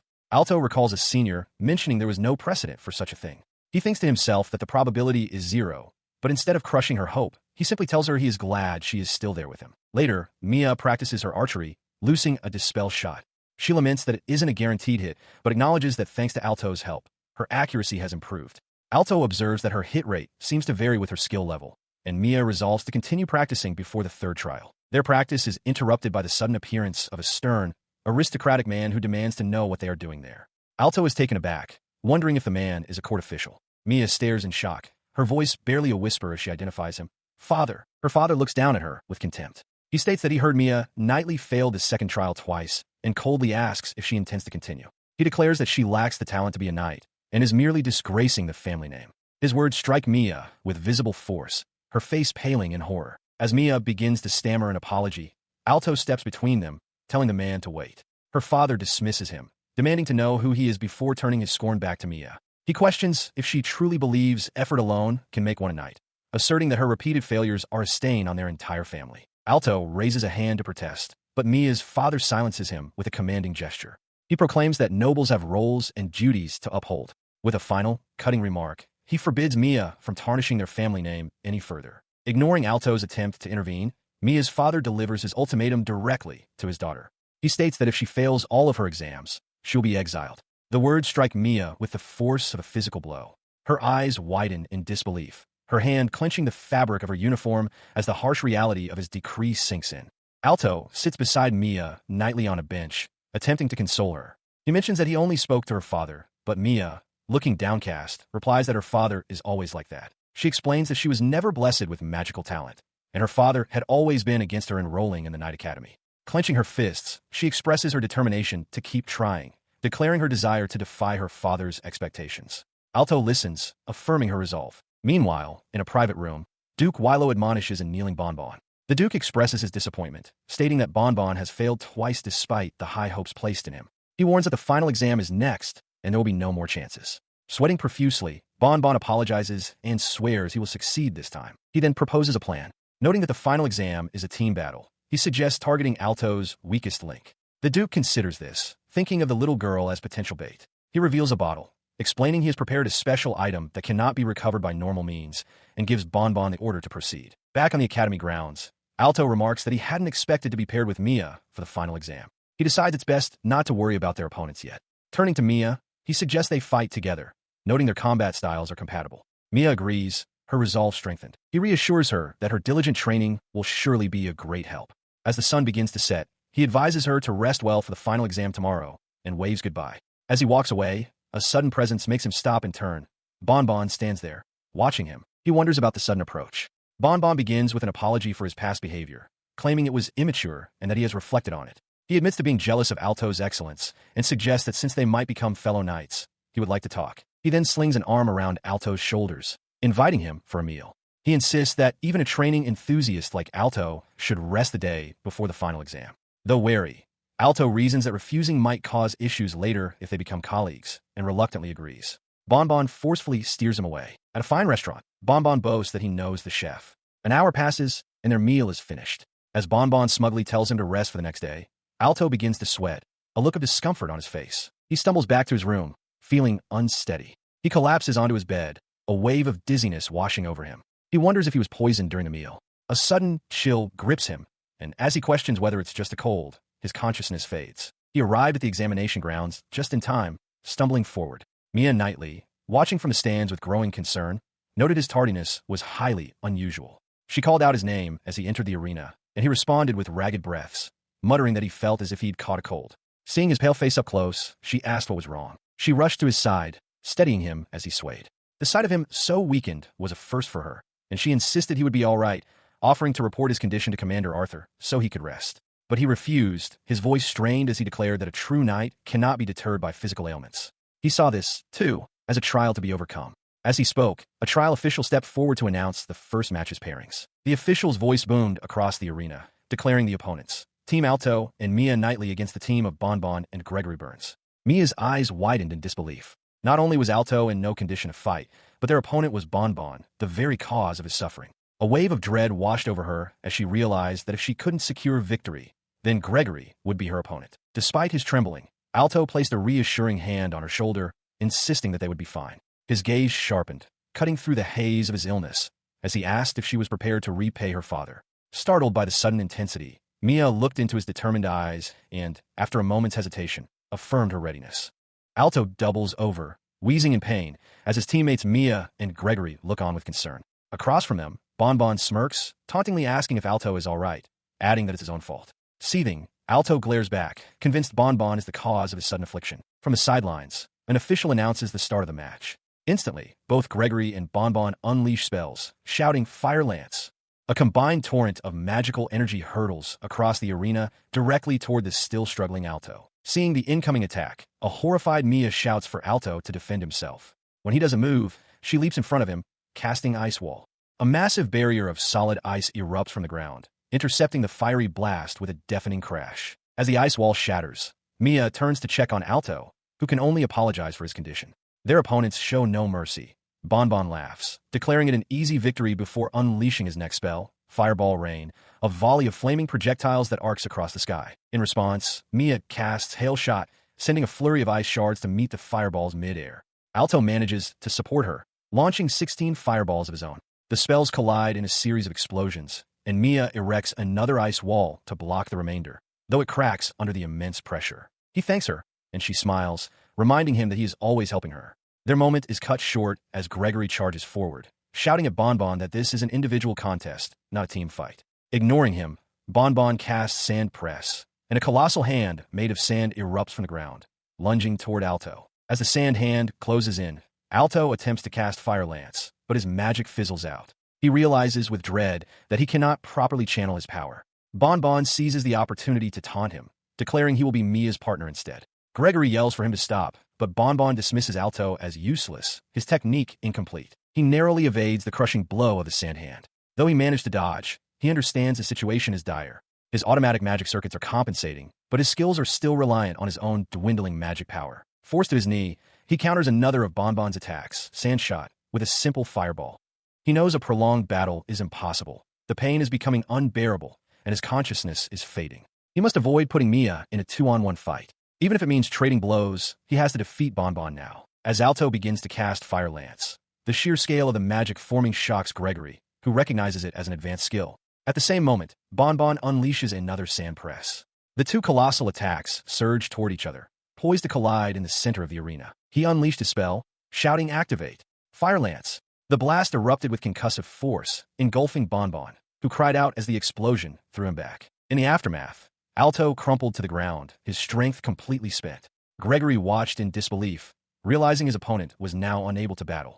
Bonbon, clutching his arm, stared in shock, questioning how Alto managed a second spell. The trial official noted grimly that the poison had finally incapacitated the very student who had defeated the top-ranked Gregory. Seeing him fall, Mia cried out his name in alarm. The official raised a hand, his voice ringing out across the arena, declaring Alto unable to battle. The declaration was met with Bonbon's deranged laughter as he reveled in his apparent victory, mocking his fallen opponent. His laughter subsided into a sneer. He declared that this was the end, taunting that the friendless dropout Alto was now utterly helpless. As he spoke, Mia's worried expression hardened, her gaze turning sharp and resolute. In the arena, Alto lies motionless on the stone floor as the trial official looks on. From the stands, Mia nightly watches with a worried expression, while Gregory Burns smirks beside her. He taunts her, remarking how enjoyable it was to deplete Alto's stamina and defeat Mia so easily. His taunts are cut short as Bonbon unleashes a furious magical assault from across the field, casting Fire Lance and Ice Wall simultaneously. He screams that dropouts like them are no match for him. Mia realizes with alarm that his power has grown immensely. Gregory shouts back defiantly, declaring that it's pointless for them to try so hard now without a single emblem, but that he absolutely will not lose, vowing to win for Alto's sake. Bonbon cackles, boasting that his magic, mana, and skills are all on a different level. He promises to teach them their place before launching another volley of fiery lances. In response, Mia instinctively throws up a defensive wall of jagged rock. The sheer power of her defense shocks the crowd and Mia herself. She stares at her hands in disbelief, realizing she just cast 5 intermediate-level skills at once. The power feels alien, and a wave of despair washes over her as she feels her dream slipping through her fingers. As her focus wavers, Bonbon sneers, calling her a dropout and unleashing another barrage. Mia notices one of the lances has an odd trajectory. To her horror, it veers away from her and strikes Alto's defenseless body on the ground. She screams his name, rushing to his side. The realization hits her. Taking a direct hit from an intermediate skill without any barrier would be devastating. At best, he would be severely injured. She fears the worst. Her mind flashes back in time to the image of a vast, empty hall. A single, ornate chair sits upon a dais, evoking a memory of judgment and ceremony. She recalls the day she met him at that very place. He had been declared skill-less, while she was judged to have low magic aptitude. Though she was a noble and he a commoner, they were both in a desperate situation. After he was ostracized, she would see him training alone in the forest. She often wanted to speak to him, but always hesitated. Despite his poor aptitude, she remembers that his eyes never lost their shine. She was captivated by his tireless effort. While she had been preoccupied with the opinions of others, she found herself admiring him. As he pushed his physical limits, she was inspired to continue her own independent training. She reflects that she was in a much more blessed environment than he was. Still, she persevered, and after 3 years of hard work, she earned her admission to the Royal Knight Academy. But even there, she was ridiculed by everyone. Because of this, she never had a moment to rest. Her mind drifted back to the knight selection trial briefing. The moment she saw him, her heart skipped a beat. His display of overwhelming power was so immense that she initially thought he was from another world, someone far beyond her reach. As she watched everyone else acknowledge him, a confusing mix of happiness and loneliness washed over her. She remembered how he, despite facing his own troubles, always considered others and pushed onward. When they became classmates, she gathered her courage to speak with him, and he responded with kindness, patiently answering all her questions. It was then she realized that his presence in her heart was what gave her the strength to get back up, no matter what happened. That realization fuels her. Snapping back to the present, she surges forward, declaring that this time, it is her turn to save him. With an outstretched hand and a desperate cry, she wills her power to reach him. Enraged by the interference, Bonbon unleashes a swirling sphere of dark energy directly at Mia. He shouts that she's done something unnecessary, though he assures her he won't kill her. Caught off guard, Mia can only gasp as the attack hurtles toward her. From the sidelines, Alto watches, realizing this is the final moment. He resolves that he must protect Mia. He notes that at such close range, the attack isn't lethal. As the dark energy closes in, Mia kneels and prepares her own technique, unleashing a counterspell she calls Dispel Shot. Her spell manifests as a vortex that collides with and completely neutralizes Bonbon's attack. He stares in disbelief, shouting that his technique vanished. He insists it's impossible, boasting that his magical power is far superior and his victory should be certain. In response, Mia fires another, more concentrated Dispel Shot. The small orb of energy strikes him, causing him to stagger back. He feels his control over his magic slipping away, his strength draining from his body. In a fit of rage and desperation, he unleashes a furious barrage of dark projectiles, screaming for her to die. She calmly counters his volley, firing off several small Dispel Shots of her own. Each one intercepts a dark arrow mid-flight, neutralizing them in a series of sparkling bursts. Closing the distance in an instant, she appears right before a startled Bonbon. She declares that at this range, she won't miss. With her finger pointed at his chest, she unleashes a final Dispel Shot at point-blank range, the impact creating a hexagonal energy pattern. The barrier shatters, and Bonbon screams as his power is nullified, collapsing to his knees in defeat. The trial official raises his hand and declares Mia knightly the winner. As the match concludes, Alto suddenly succumbs to the poison he was given, groaning in pain before the official rushes to his side. He confirms to the official that it was poison, thanking him for his concern. From the floor, Bonbon furiously accuses them of cheating, claiming Mia only won because Alto gave her a buff after he fell.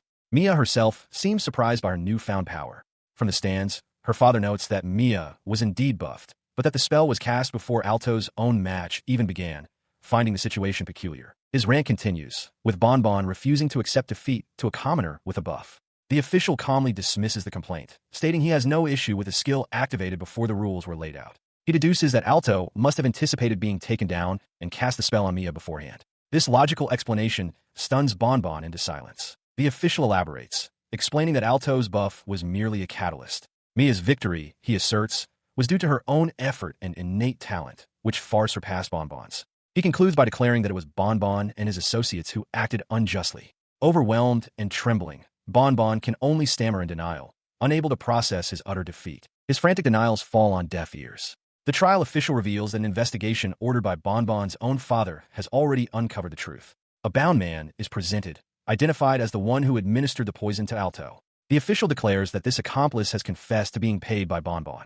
Overwhelmed, Bonbon screams that he doesn't know the man, his composure completely shattered. The official shows no mercy, condemning any aspiring knight who would resort to poisoning their rival as deserving of a fate worse than death.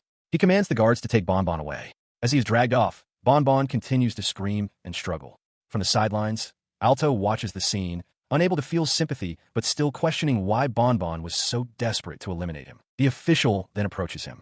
He offers an apology, confessing that he was aware of the poisoning attempt but allowed it to proceed as a test of Alto's resourcefulness. He admits he never expected Alto to so thoroughly outmaneuver his opponent. As a result of this display, and to strengthen the team for the upcoming team battle, he has decided to grant Alto something. He then calls for Mia.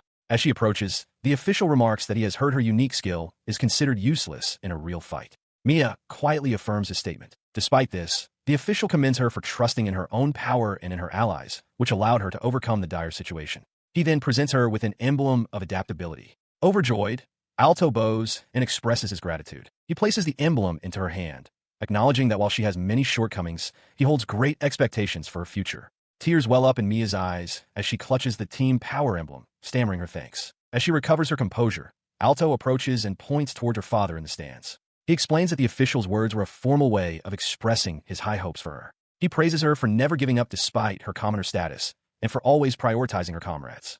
Meanwhile, from his seat, Mia's father watches her, remarking that her becoming a knight is her own affair and has nothing to do with the knightly family, telling her to do as she wishes. Back in the arena, Alto warmly congratulates Mia on her achievement. Through tears of joy, she insists it was all thanks to his help. Alto smiles, relating to her situation by recalling the look in his own father's eyes when he was cast out. He encourages her, suggesting they work hard together so she can one day be properly acknowledged by her father. With a determined smile, Mia agrees. 1 month after the night selection trials, Alto and Mia walk through the grounds of their new post. Mia expresses her delight and surprise that they were assigned to the same unit. Alto agrees, remarking that he was shocked when he heard, as it's unheard of for rookies to be placed in the first unit. Their new commander, Arthur, clarifies that their situation is a special exception. A new unit, the 7th Royal Guard, has been established under the direct command of the 7th Princess, and he, Arthur, will be their commander, the youngest in history. As Alto processes this startling information, a familiar voice calls his name. Lily runs towards them, beaming, and announces that she has also been assigned to the 7th Royal Guard. She joyfully exclaims how happy she is to be in the same unit as him, and he shares the sentiment. Alto then introduces his childhood friend to Mia. Lily offers a polite greeting, bowing slightly. A flustered Mia introduces herself in return, admitting that she already knows of Lily from what Alto has told her. Lily, smiling warmly, asks if Mia is also a new recruit who passed the exam alongside Alto. As she extends a hand in friendship, another young man, Bonbon, abruptly intercepts her gesture, grabbing her hand.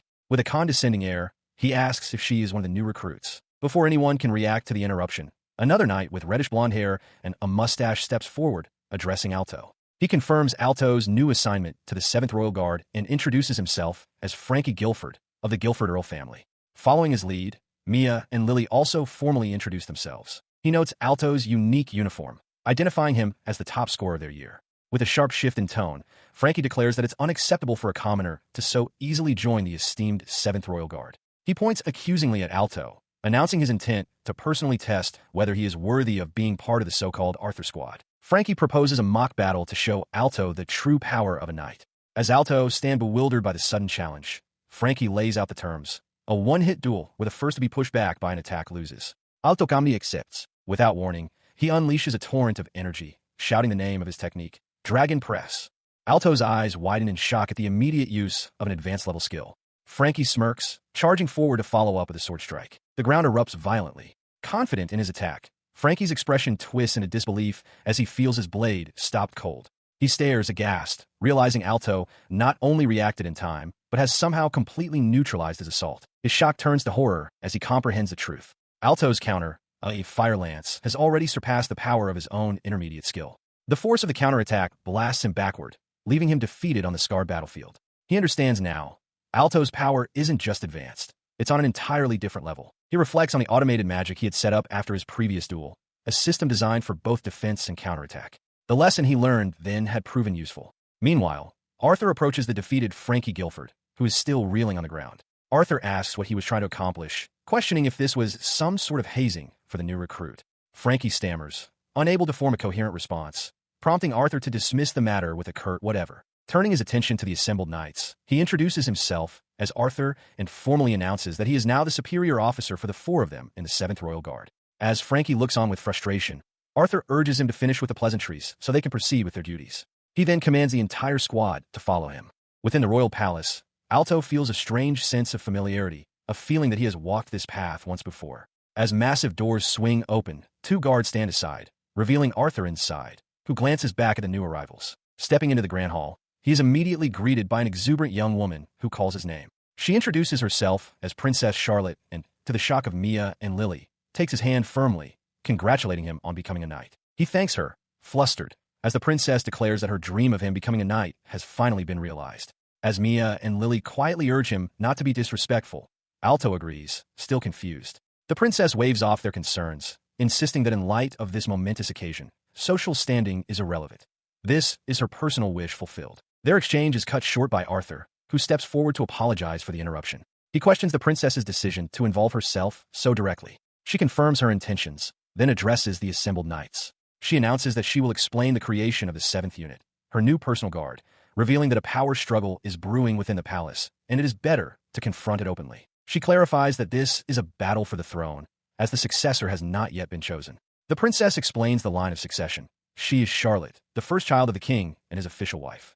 Her younger half-brother, Richard, is the second child, born to the king's mistress. Alto absorbs this, understanding the complexity of the situation. Continuing, the princess reveals that her brother Richard is backed by Duke Wilo, the most powerful minister in the court. She states that the Duke is a ruthless man who will stop at nothing to achieve his goals, and she believes he is targeting her life. To counter this threat, she established this new unit for her protection. She declares her refusal to be manipulated by Duke Wilo and her intent to seize control of the nation's future. Arthur adds that the current political climate necessitates a flexible, dedicated force, leading to the formation of the 7th unit. He gestures to a line of newly minted knights standing ready. The weight of this revelation settles upon the new recruits. Alto, Lily, Mia, and Frankie now understand they are to partake in a mission of great importance, one that will determine the fate of the entire country. Arthur then addresses them directly, accepting full responsibility for their selection. He explains his rationale. Duke Wilo's own son is inconsequential, but Alto is a commoner, Mia lacks noble connections, and Lily has earned trust without political power. These traits make them ideal for the unit, as they have no prior allegiances to the opposing faction. He concludes that they were chosen precisely because they are disliked by Duke Wilo, ensuring their loyalty is purely to the princess. Frankie smirks at the reasoning. Arthur announces their first escort mission begins the next day. The princess specifies their destination. They will leave the capital for the eastern city of Minton, with the 7th unit as her guard. As she prepared for the journey, the public purpose of their trip was further clarified. The city of Minton, their destination, was a large and bustling place, stirring a faint sense of familiarity within Alto. An official explained that their objective was to seek cooperation from the Duke of Minton, one of the most influential nobles in the country. The princess added grimly that until now, the Duke had been a firm ally, implying his loyalty was now in question. With their mission set, the 7th unit began their departure from the capital. As they walked, Duke Wilo approached Arthur, offering congratulations on his new post as commander of the princess's personal guard. Arthur, however, met the Duke's words with suspicion, questioning the sincerity of the compliment. His suspicion was warranted, as a figure from Alto's past suddenly blocked their path. Alto froze, his eyes wide with shock, as he came face to face with his own father. The man's expression was severe as he demanded to know what Alto was doing there, and if he was acquainted with someone named Wisley. He gave Alto no time to answer, coldly declaring that the boy before him was a stranger. With chilling finality, he stated that he had abandoned his son out of his own volition and no longer considered him family. The public disownment left the rest of the 7th unit and the princess speechless. As the unit processed the shocking event, Duke Wilo approached the man, placing a hand on his shoulder. He praised him for his performance, expressing his anticipation for the man's future work. It was then that the truth became clear, as Wilo addressed him by his title, Arthur, the demon captain of the knights. The Duke then added a quiet warning for him not to push himself too hard. Later, in the privacy of a palace room, Arthur conferred with Duke Wilo. He sought confirmation to proceed with their plan, noting that the 7th Guard had been dispatched exactly as their intelligence had predicted. Duke Wilo, seated comfortably with a glass of wine, calmly affirmed that everything was in order. Arthur confirmed he would handle the preparations for the celebration, without fail. As he departed, Duke Wilo swirled the wine in his glass, a cruel smile spreading across his face. He mused internally that in just 3 days, they would be marking the anniversary of the princess's death. The 3rd and 7th Night units escort Princess Charlotte's carriage through a rocky pass. As night falls, they make camp in a forest clearing to ensure their safety until dawn. Around a crackling fire, Lily suggests to Alto and Mia that they rest together for the night, an offer which Alto accepts. She expresses her relief that their journey has been peaceful, with no monsters of E rank or higher. Despite this, a sense of unease lingers. Lily reflects on her companions, Frankie, a veteran, Alto, a direct subordinate of Arthur, and herself, the youngest of the 7 Spears.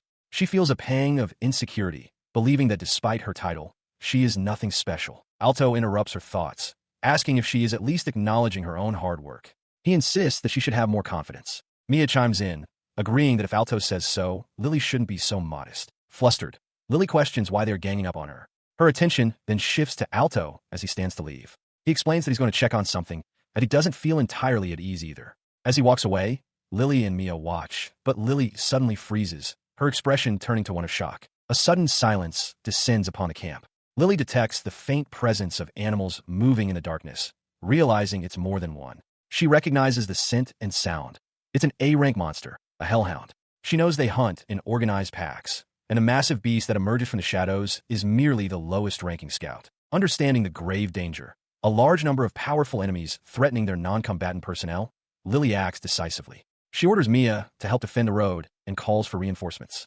With a determined cry, she unleashes her sacred sword technique, sending a brilliant blast of holy energy toward the beast. Her attack connects, but the hellhound stands firm. Lily stares in disbelief. Her blade, which should have felled a normal hellhound in one strike, feels as if it hit solid steel. The creature's hide is unnaturally tough. This is no ordinary monster. The beast retaliates, lunging forward with jaws agape. Lily narrowly evades the attack. Before she can counter, a swarm of more hellhounds bursts from the surrounding forest, charging toward her. Mia shouts a warning to her. Realizing that if all the scouts are this durable, the situation is dire, Lily grits her teeth.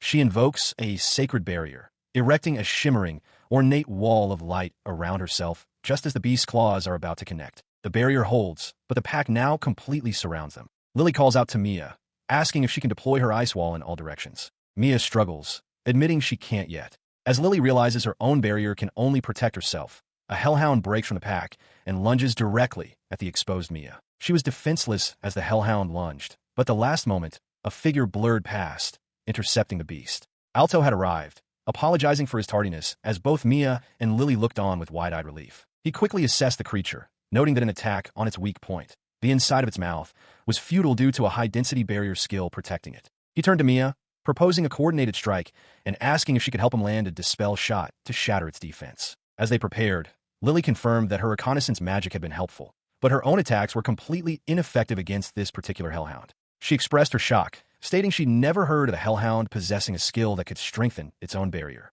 With the plan in motion, Lily unleashed her sacred sword, a blade of pure light that successfully annihilated the creature's barrier.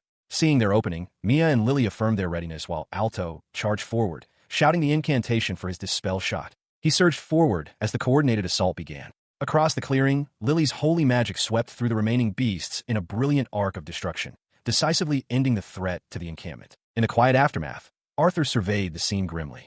He remarked that the appearance of A-rank monsters enhanced with barriers was unbelievable, suggesting that someone was deliberately interfering with their journey. Declaring that a miracle had occurred, but the enemy's next move was imminent, he gave the order. They would depart from Minton immediately. At Minton Castle, an official from the duchy warmly welcomes Princess Charlotte and her retinue. He apologizes for the delay in preparations, explaining that the princess's arrival has brought great honor to their remote lands. He then offers to guide them to their quarters to rest. Inside, the discussion turns serious.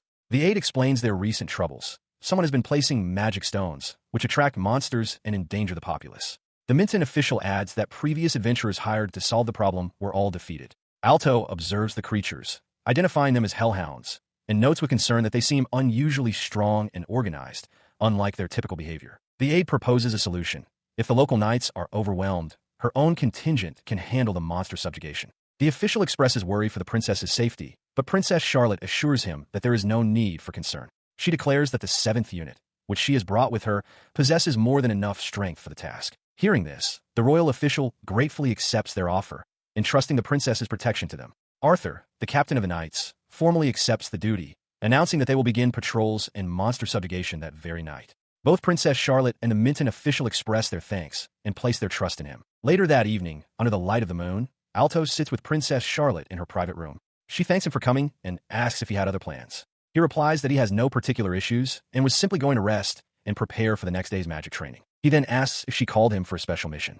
Her expression becomes troubled as she asks for his opinion, questioning if she is truly doing the right thing. She confides that she has been doing everything in her power to help the people of the nation. She continues, explaining that her mission is to ensure no one in the country suffers, but she is surrounded by those with violent thoughts, like Duke Wilo and Prince Richard. This reality makes her feel that she is the only one she can truly rely on. A memory surfaces of her life as a princess, constantly expected to perform and bear the weight of everyone's hopes. Alto realizes he, too, may have been guilty of treating her only as royalty. Cutting through his thoughts, she asks him a direct and heavy question. Does he believe she should inherit the throne? The question stuns him into silence. He understands its gravity. A careless answer could be interpreted as treason. But looking at her, he sees not a princess demanding fealty, but a young woman named Charlotte, earnestly waiting for his personal answer. She clarifies that she doesn't understand the ways of the court or the country. She asks him to answer not as a subject, but as Alto, the eldest son of the Margrave. As she speaks, an image of a queen on her throne flashes through his mind. His expression hardens with resolve. He begins his answer, explaining that while a king can be replaced in a few years, he himself was cast out from his home. For a time, he felt he was a worthless existence with no purpose. He tells Princess Charlotte that her actions saved him, and that this fact is entirely separate from her succession to the throne. He believes she should be proud of what she has accomplished on her own merits. His words bring a warm smile to Charlotte's face. She remarks that his sentiment feels like a childhood friend reaching out a hand to her, and she is certain many of her subjects feel the same way. However, she then notes that this is his formal answer, one that clarifies his position and role. Alto seems taken aback, insisting that his personal feelings are not swayed by his station. Beaming, the princess thanks him for speaking his true feelings. She confesses that because of his honesty, she has grown to like him even more. Filled with renewed purpose, she declares that she will do her utmost to live up to the trust placed in her. As the conversation ends, Alto stands abruptly from his chair. Charlotte looks down with a slight blush, realizing she just told him she likes him. Focused on the task ahead, Alto states that they should prepare for the next day's subjugation mission, promising that he will ensure its success. The following day, the 7th unit stands before 2 tunnels where monsters have appeared. The group splits. Mia and Lily will take the east tunnel, while Frankie and Alto handle the south. With a command to act swiftly and precisely, Frankie gives the order to move out. Alto, his expression set with determination, announces the start of the operation. Inside a rough-hewn stone passage, Frankie Guilford walks ahead of Alto, explaining the terms of their mission. He states that he is the leader, and Alto must follow his instructions precisely. Frankie warns that the area ahead is teeming with monsters and will not be as simple as Alto might imagine. He reflects on how some adventurers lose their lives on their very first mission, cautioning Alto that if he slows them down, it will be trouble. With a determined smile, Alto promises to give it his all. As they proceed, the ground trembles and a glowing sigil materializes on a large stone door before them. The door opens, and Frankie peeks around the corner before leaping into the fray. An E-rank goblin lunges, swinging its club. The weapon connects with Frankie's chest, but a hexagonal energy shield flares to life from his clothing, completely nullifying the blow. Frankie looks down, surprised by the special-made garment. In a flash, he retaliates, slicing the goblin cleanly in two. He scoffs at the creature's weakness, wondering aloud how such a foe could have defeated the town's adventurers. He notes that it was a small fry that didn't even require skill to defeat. From a distance, Alto confirms that the goblin felt exceptionally weak. An hour later, having dispatched about 10 monsters, Alto observes that the passage resembles a dungeon. Frankie agrees, noting that the monster encounter rate increases the deeper they go. He finds it odd, however, that the path is so well maintained, as if someone has been tidying up. His expression sharpens as he senses multiple, significantly stronger monsters ahead. With a confident smirk, Frankie tells Alto this is a perfect opportunity to witness his true strength. He declares that their mission is annihilation, and the stronger the foe, the more satisfying it is to crush them. They stand at the precipice of a large cavern. Within the cavern, a hulking king lizardman, an A-rank monster, brandishes a curved blade. Frankie clarifies that while a hellhound is A-rank as part of a pack, this creature is A-rank on its own, a mid-level dungeon boss. Alto's eyes widen in shock as he counts not 1, but 7 of the formidable beasts. He sees Alto's apprehension and asks what's wrong, telling him not to be intimidated. Alto quickly reassures him that he is fine. Understanding, Frankie grins and shouts a final warning not to let his guard down before charging headlong into the group of monsters. He immediately unleashes his power, shouting Ice Hand, to encase one of the lizard men in a massive block of ice. He follows up instantly, declaring he will end it in one strike with Dragon Breath. A torrent of energy erupts from his hand. He acknowledges the limits of even advanced skills, but proclaims this is the finishing blow. His assault continues relentlessly as he vows to break through their defenses. Alto watches, a stunning realization dawning on him. Frankie isn't just defeating them with an advanced skill. His power is so immense that he is shattering the very barrier of the world itself. He watched as Frankie's blade became a blur, effortlessly slicing through the A-rank king lizardman. The powerful monsters roared in pain and surprise, their tough hides offering no resistance as they were cut down one after another. The slaughter was over in moments, leaving a field of dismembered reptilian bodies. Frankie stood amidst the carnage, completely unfazed, remarking that with him on the job, such tasks were trivial. He then turned his attention to Alto, whose face was a mask of disbelief. Frankie acknowledged that even for a top graduate, the burden must be heavy, but he cheerfully assured him that everything was fine. His confident demeanor shattered when Alto, consulting his mission briefing, calmly stated that there were still 5 more to deal with. Frankie's jaw dropped in disbelief at the news. After recovering, they proceeded deeper into the dungeon. Alto, studying a map, informed Frankie that an S-rank monster was located in the deepest part. Frankie's excitement flared, declaring that this was a perfect opportunity to show a strong opponent what he was truly capable of. Their path soon opened into a vast cavern. Frankie commented on the ample space just as a colossal, black-armored dragon came into view, its immense form coiled in the center of the chamber. Frankie Guilford observes the colossal black-armored dragon, remarking that it's twice the size of any they've previously encountered in the mines. He theorizes that the creature has been absorbing magic from the mountain range, which explains its immense growth. As Alto listens with a dawning sense of dread, the dragon turns its attention to the knights of the 7th unit, roaring a challenge at them. One of the knights recognizes the beast's formidable armor and shouts for his comrades to cast Fireball. Alto watches in horror as the dragon's eyes gleam with malice and it opens its massive maw, preparing to unleash a devastating counterattack. It lunges forward, swiping a massive claw through the air. The knights cry out in alarm, leaping back to narrowly evade the powerful strike that tears through the ground where they stood moments before. In retaliation, Frankie unleashes his Dragon Breath spell as Alto simultaneously activates his Fire Lance. The two streams of magic converge, blasting towards the armored beast in a coordinated assault. The combined attack strikes the dragon head-on, but dissipates harmlessly against its thick, dark scales. One of the knights stares in disbelief, realizing their attacks are completely ineffective against such powerful defenses. Seeing this, Frankie quickly devises a new plan. He orders everyone to concentrate their attacks on the dragon's right leg to create a single point of weakness. He then instructs Alto to be ready to shatter both the barrier and the leg itself. Alto grimly acknowledges the command. Before they can execute the plan, the dragon stomps its foot, shaking the cavern. Frankie realizes the barrier isn't breaking and roars for everyone to cast defensive magic with all their strength. A blinding light begins to gather in the creature's throat. It unleashes a massive torrent of energy. As the beam engulfs the area, Frankie braces himself and shouts out to Alto, checking on the newcomer.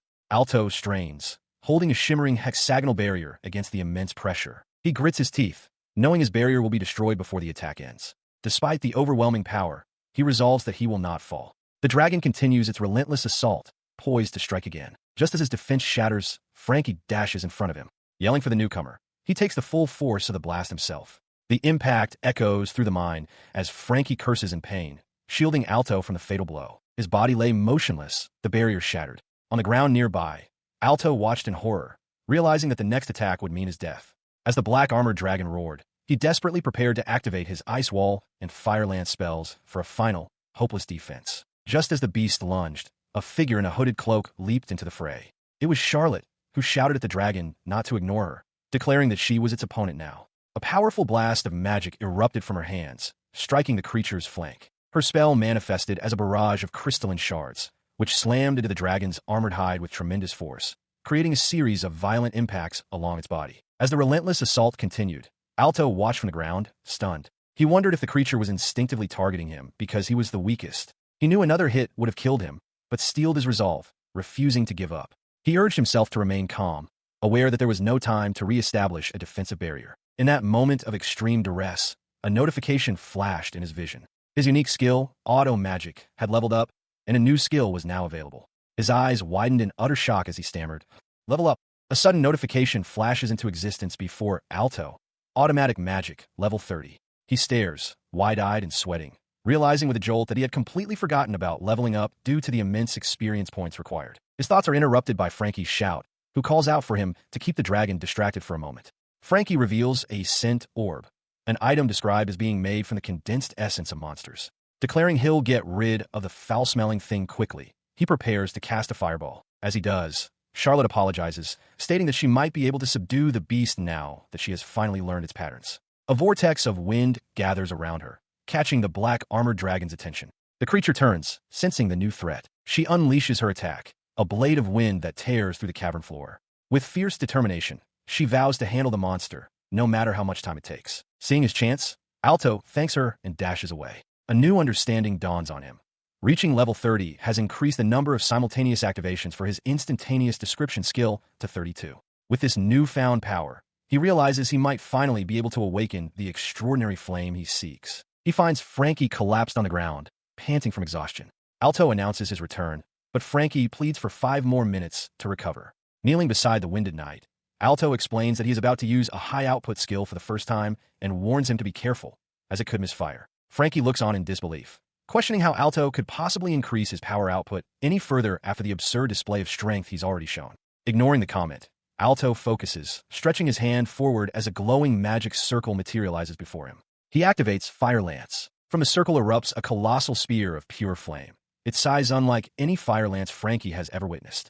As the massive projectile hurtles forward, Alto roars a single command: shatter. The lance strikes the black armored dragon directly in the head, the impact shattering its thick, dark scales. Seeing that his attack broke through, Alto immediately begins preparing another, shouting for one more shot. The force of the blow resounds with a deafening crash, piercing the S-rank monster's formidable defenses and sending shockwaves through the air. His spell struck true. The overwhelming power of the fire lance slammed into the black armored dragon's leg, shattering its seemingly impenetrable scales in a brilliant flash of destructive energy. The resulting explosion sent a deafening shockwave across the battlefield.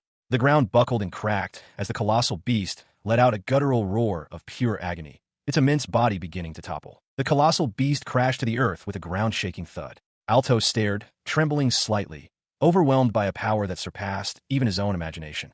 He felt a wave of relief, believing he had managed to defeat it. But the moment of triumph was cut short. Amidst the bodies of fallen knights, a man in dark, ornate armor stood, his expression one of pure fury. Frankie immediately drew his sword, shocked. He wondered how this was possible, as the man's unit was supposed to have been annihilated. The man's furious roar echoed as he berated his surviving men, his presence radiating an intimidating pressure that silenced the battlefield. Charlotte and the others could only watch, stunned by the sudden and hostile appearance. His attention then snapped towards Frankie and Alto.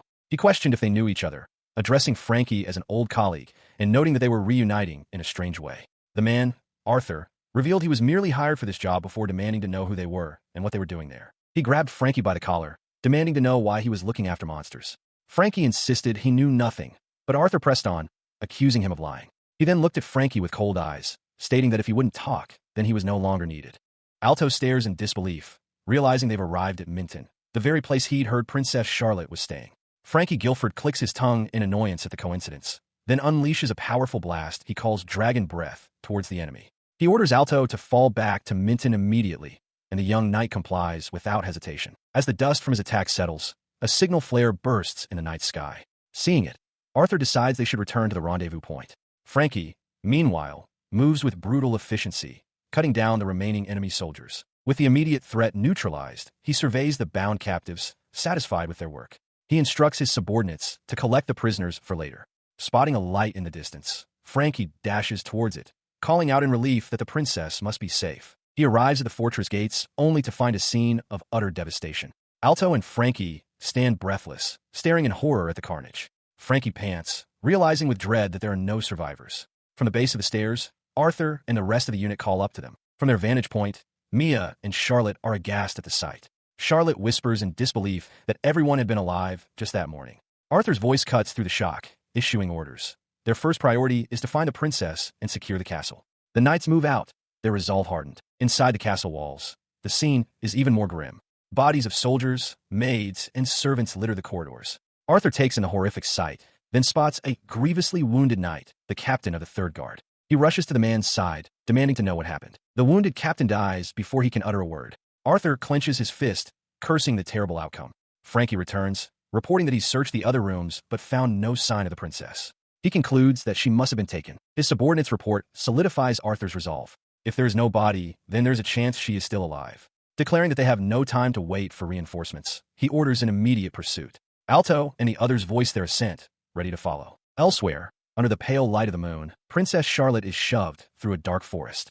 Bound and gagged, she struggles against her captor, the grim realization dawning on her that she has been successfully abducted. Her captor taunts her, asking what she's doing, before telling her to be quiet. He then steps into the light, revealing himself to be Duke Wilo. With a cruel smile, he addresses her by name, remarking on the sight of a low-ranking princess from this country bleeding before him. The Duke leers at the bound Princess Charlotte, who glares back defiantly, demanding to know why he would commit such an atrocity. With a smug chuckle, he dismisses her question, revealing that this was no mere rampage. It was all meticulously planned, he explains, for the sole purpose of abducting her and bringing her to this secluded mountain. He then declares that his grand plan will be complete once he has killed her. The princess retorts that if his only goal was her death, he should have done it back at Minton Castle. She furiously demands to know why he felt the need to slaughter everyone there. The Duke simply tells her to be at ease, promising that he will kill her properly, without rushing. His expression then hardens as he clarifies his intentions.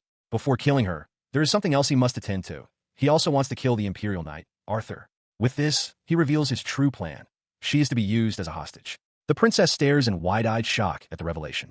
In a dark forest, the captive Lily confronts Duke Wilo, her voice laced with defiance despite her bonds. She declares that she has suffered no harm from his supposedly magnificent plan. The Duke, with a grim expression, counters that there is much to be done and he is prepared to risk his life for it. Lily scoffs, questioning if his plan is merely to smoothly assassinate Arthur and the prince. He chuckles to himself, recalling the perfection of his scheme.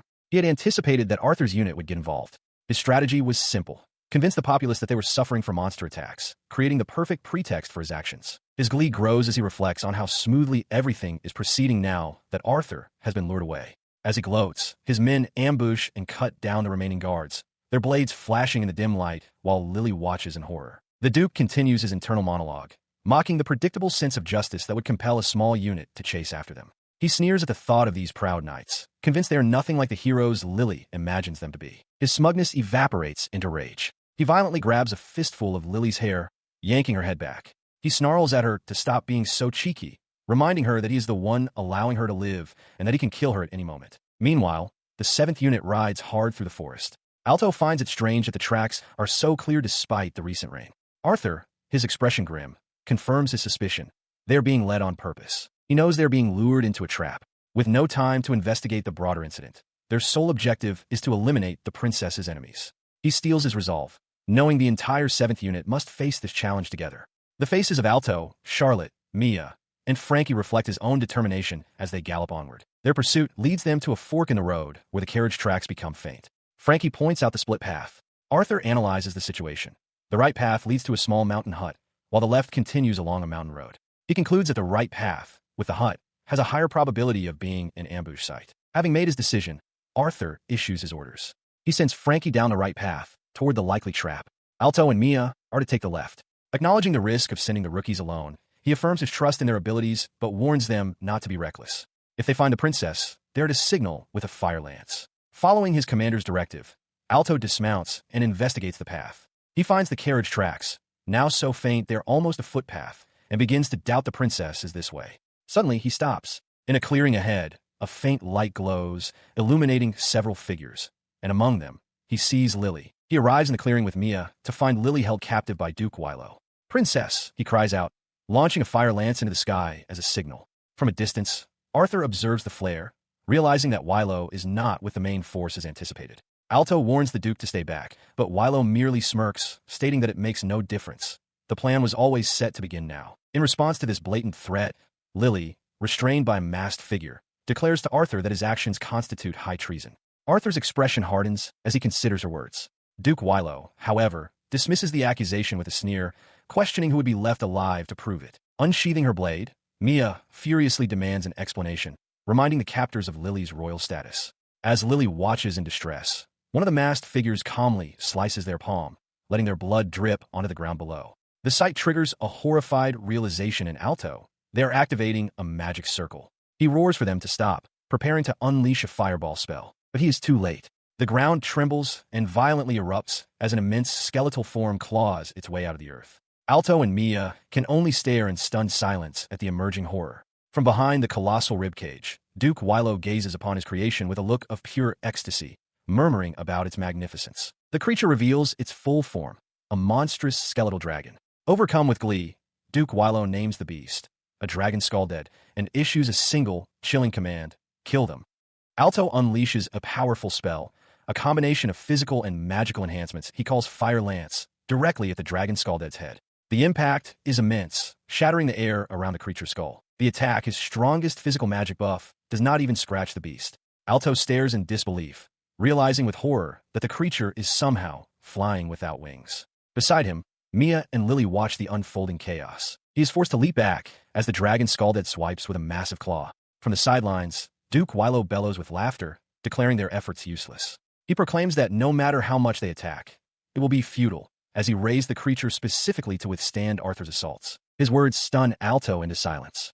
Duke Wilo continues his explanation, reminding them of the tough monsters they fought earlier. He reveals that he bought 2 dogs named Max and Elasser and had a fool raise them to completion, using them to gather data. The revelation hits Arthur and Elasser, their faces contorting with shock and rage. He boasts that after analyzing their organization, he succeeded in creating the toughest creature possible.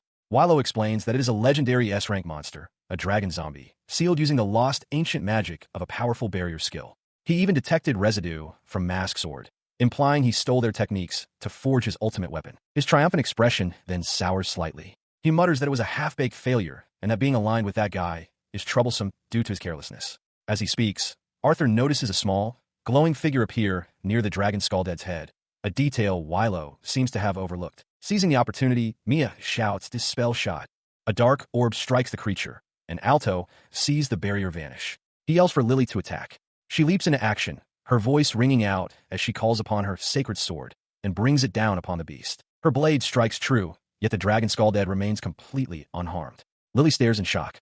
Duke Wilo erupts in laughter, mocking their attempt. He explains that this barrier magic achieves a complete fusion with the body's tissues, nullifying any attack. Mia can only watch, horrified by the impossibility of their situation. He smirks, satisfied with the excellent research results. He muses that the creature's power was so immense that they couldn't even bring it to the forefront during combat trials. With his point made, he gives a final, chilling order. Deliver the finishing blow. Dragon skull dead.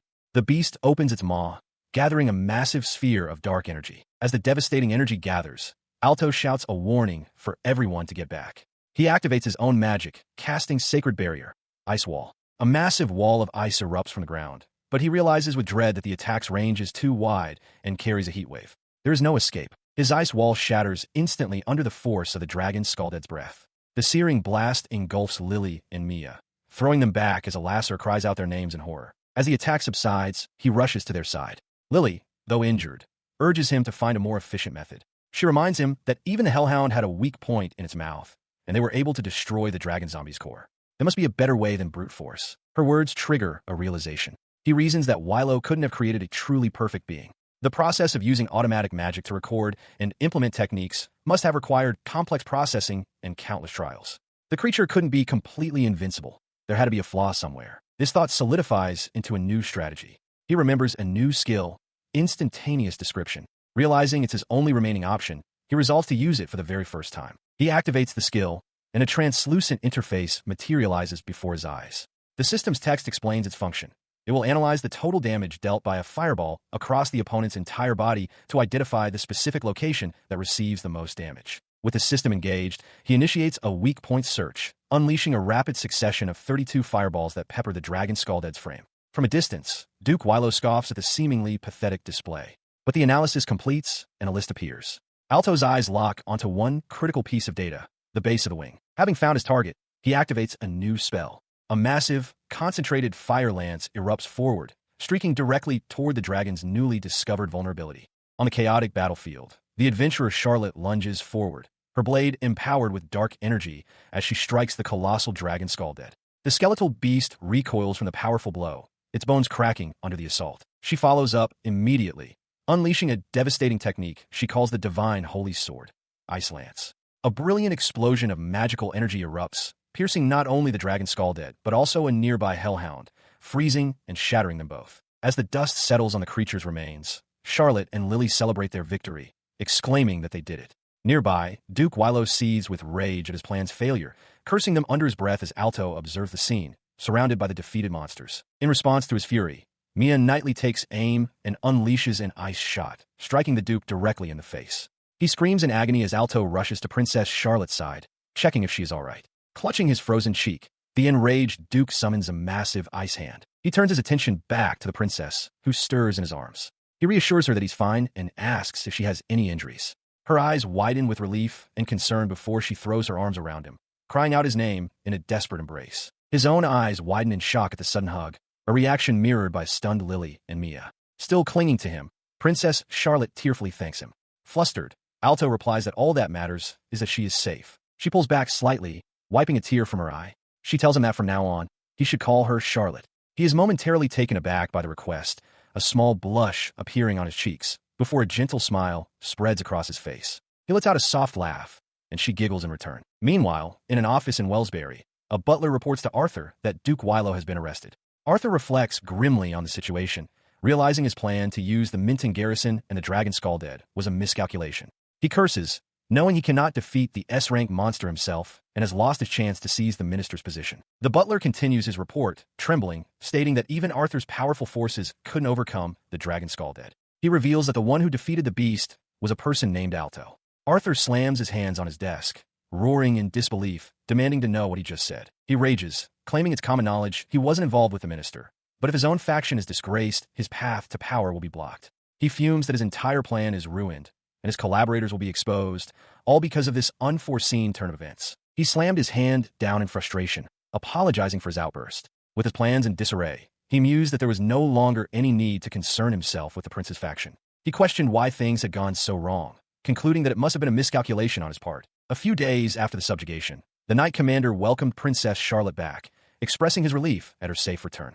The princess, however, was filled with remorse. She offered a sincere apology, explaining that her entire Third Imperial Guard had been annihilated while protecting her. She bowed her head in sorrow, but the commander reassured her. He stated that her knights had merely fulfilled their duty and that her survival was paramount. He then noted that it was the new recruits who ultimately rescued her from the skulldead. At this, the princess looked up, her face etched with grief and gratitude. As Arthur joined them, the knight commander remarked that the newcomer's accomplishments were certainly worthy of a medal, a sentiment with which Arthur readily agreed. The princess added that Duke Wilo had intended to take her life, and she would not have survived without their intervention. Arthur then addressed her directly, urging her to lift her head. He reminded her that she is a figure who must lead the people, and that her gratitude had been duly received. With the formal proceedings concluded, Alto and his companions began to walk away. Charlotte stretched, remarking on her exhaustion, and Lily agreed. Alto suggested they all take the day to rest. Their departure was cut short, however, when Arthur's voice called out from behind them, specifically in naming Alto. The young man stopped in his tracks, turning in surprise. He found himself face to face with the imposing figure of Arthur, who stood silently, observing him. Standing before Alto, his father, Arthur Wellesley, acknowledges that his son has overcome great hardship. With a stern expression, he offers Alto a chance to return to the Wellesley family, a proposition that leaves the young man wide-eyed with shock. He firmly rejects the offer. Flanked by Charlotte and Mia, Alto declares that he now has companions he trusts and therefore has no need for the Wellesley household. His father roars in fury, shouting that he won't forgive such insolence. Unfazed, Alto simply agrees that they are parting ways and turns his back on the estate, walking away with his friends without a second glance. Elsewhere, in a lavish chamber, Prince Richard of the Lawrence Kingdom, Charlotte's brother, sits upon a throne. He coolly notes the arrival of Arthur Wellesley, who is bowing deeply before him. He questions Arthur about the failure of the Scalded operation, which Duke Wilo had been overseeing. Arthur takes full responsibility, explaining that an unforeseen element appeared, a boy named Alto, now a knight under the princess's patronage, who has been assessing the 7th unit strength. He repeats Alto's name, acknowledging he'd heard of the plan to break the Bone Dragon seal, but expressing disbelief that it was nearly thwarted. With rising anger, Richard demands to know how Arthur will atone, especially since the princess is still alive. His anger subsides slightly as he states that as long as the princess wasn't killed, it's acceptable for now. He offers Arthur a chance to prove his usefulness, admitting he doesn't trust the reports from the Wellesley Investigation Department. Arthur accepts the terms and promises to make preparations at once. Several days later at the Wellesley estate, a butler protests Arthur's latest command. Arthur dismisses his concerns, declaring that if things proceed as planned, the country will fall into their hands. He intends to use the royal knights as pawns and has already selected a suitable candidate from the capital, stating that victory is all that matters. His butler reluctantly accepts the order. Later, as Arthur sits wearily at his desk, the butler enters to report that the preparations are complete, asking his master what is wrong. After the door clicks shut, Arthur is left alone with his thoughts. He steels himself, acknowledging that to use the great sinner Chimera, he too must be prepared for the grave consequences. In a bleak mining facility, criminals are subjected to forced labor. Day and night, they toil in the cavernous depths, excavating magic stones under constant watch. Among those condemned is Bonbon, sentenced for the crime of poisoning and intentionally obstructing the night selection trials. With a grunt of exertion, he swings his pickaxe against the hard rock. The forceful swing goes awry, and he cries out in agony as the tool injures his leg. Pus immediately begins to seep from the wound, a sign of dangerous infection. As other prisoners gather, a lasser orders someone to take the screaming Bonbon to the infirmary. There, while another prisoner tends to his leg, Bonbon complains loudly, demanding a potion he has yet to receive. The makeshift medic tells him to be quiet, reminding him that his former status means nothing here.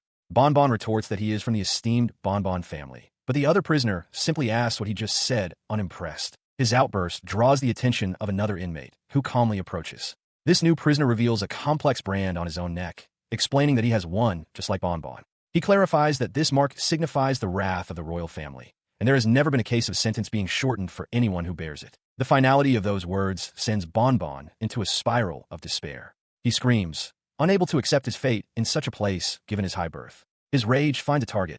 Alto. He blames Alto's sudden appearance at the trial for his downfall, then seizes on the fact that Alto was recommended by the princess, shouting his name in fury. He continues to rage, claiming that if it weren't for the talentless Alto, he would be a knight by now. The tattooed prisoner listens, then calmly interjects that he's heard this before.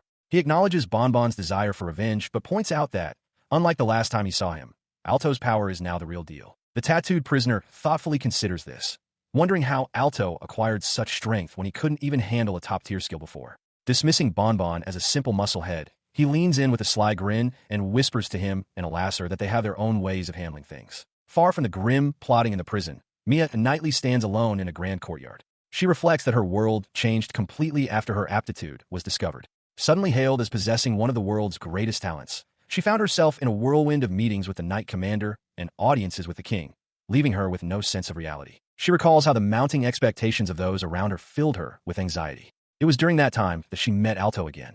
A memory surfaces of her younger self, vowing alongside him that they would enter the Knight Academy and become knights together. Her reality, however, did not unfold as she had hoped. During a mock battle, she was soundly defeated, her sword knocked from her grasp. As she knelt on the training grounds, she overheard a classmate remark that despite her talent, her low aptitude for magic would always be a hindrance. Determined to fulfill her promise to Alto, she concluded that relentless practice was her only option.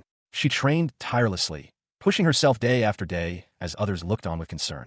Through this sheer effort, her sacred magic began to evolve at an extraordinary rate. Her efforts bore fruit. By her third year, she had become a top student, passing the knight selection exam with flying colors and finally earning the coveted title of knight.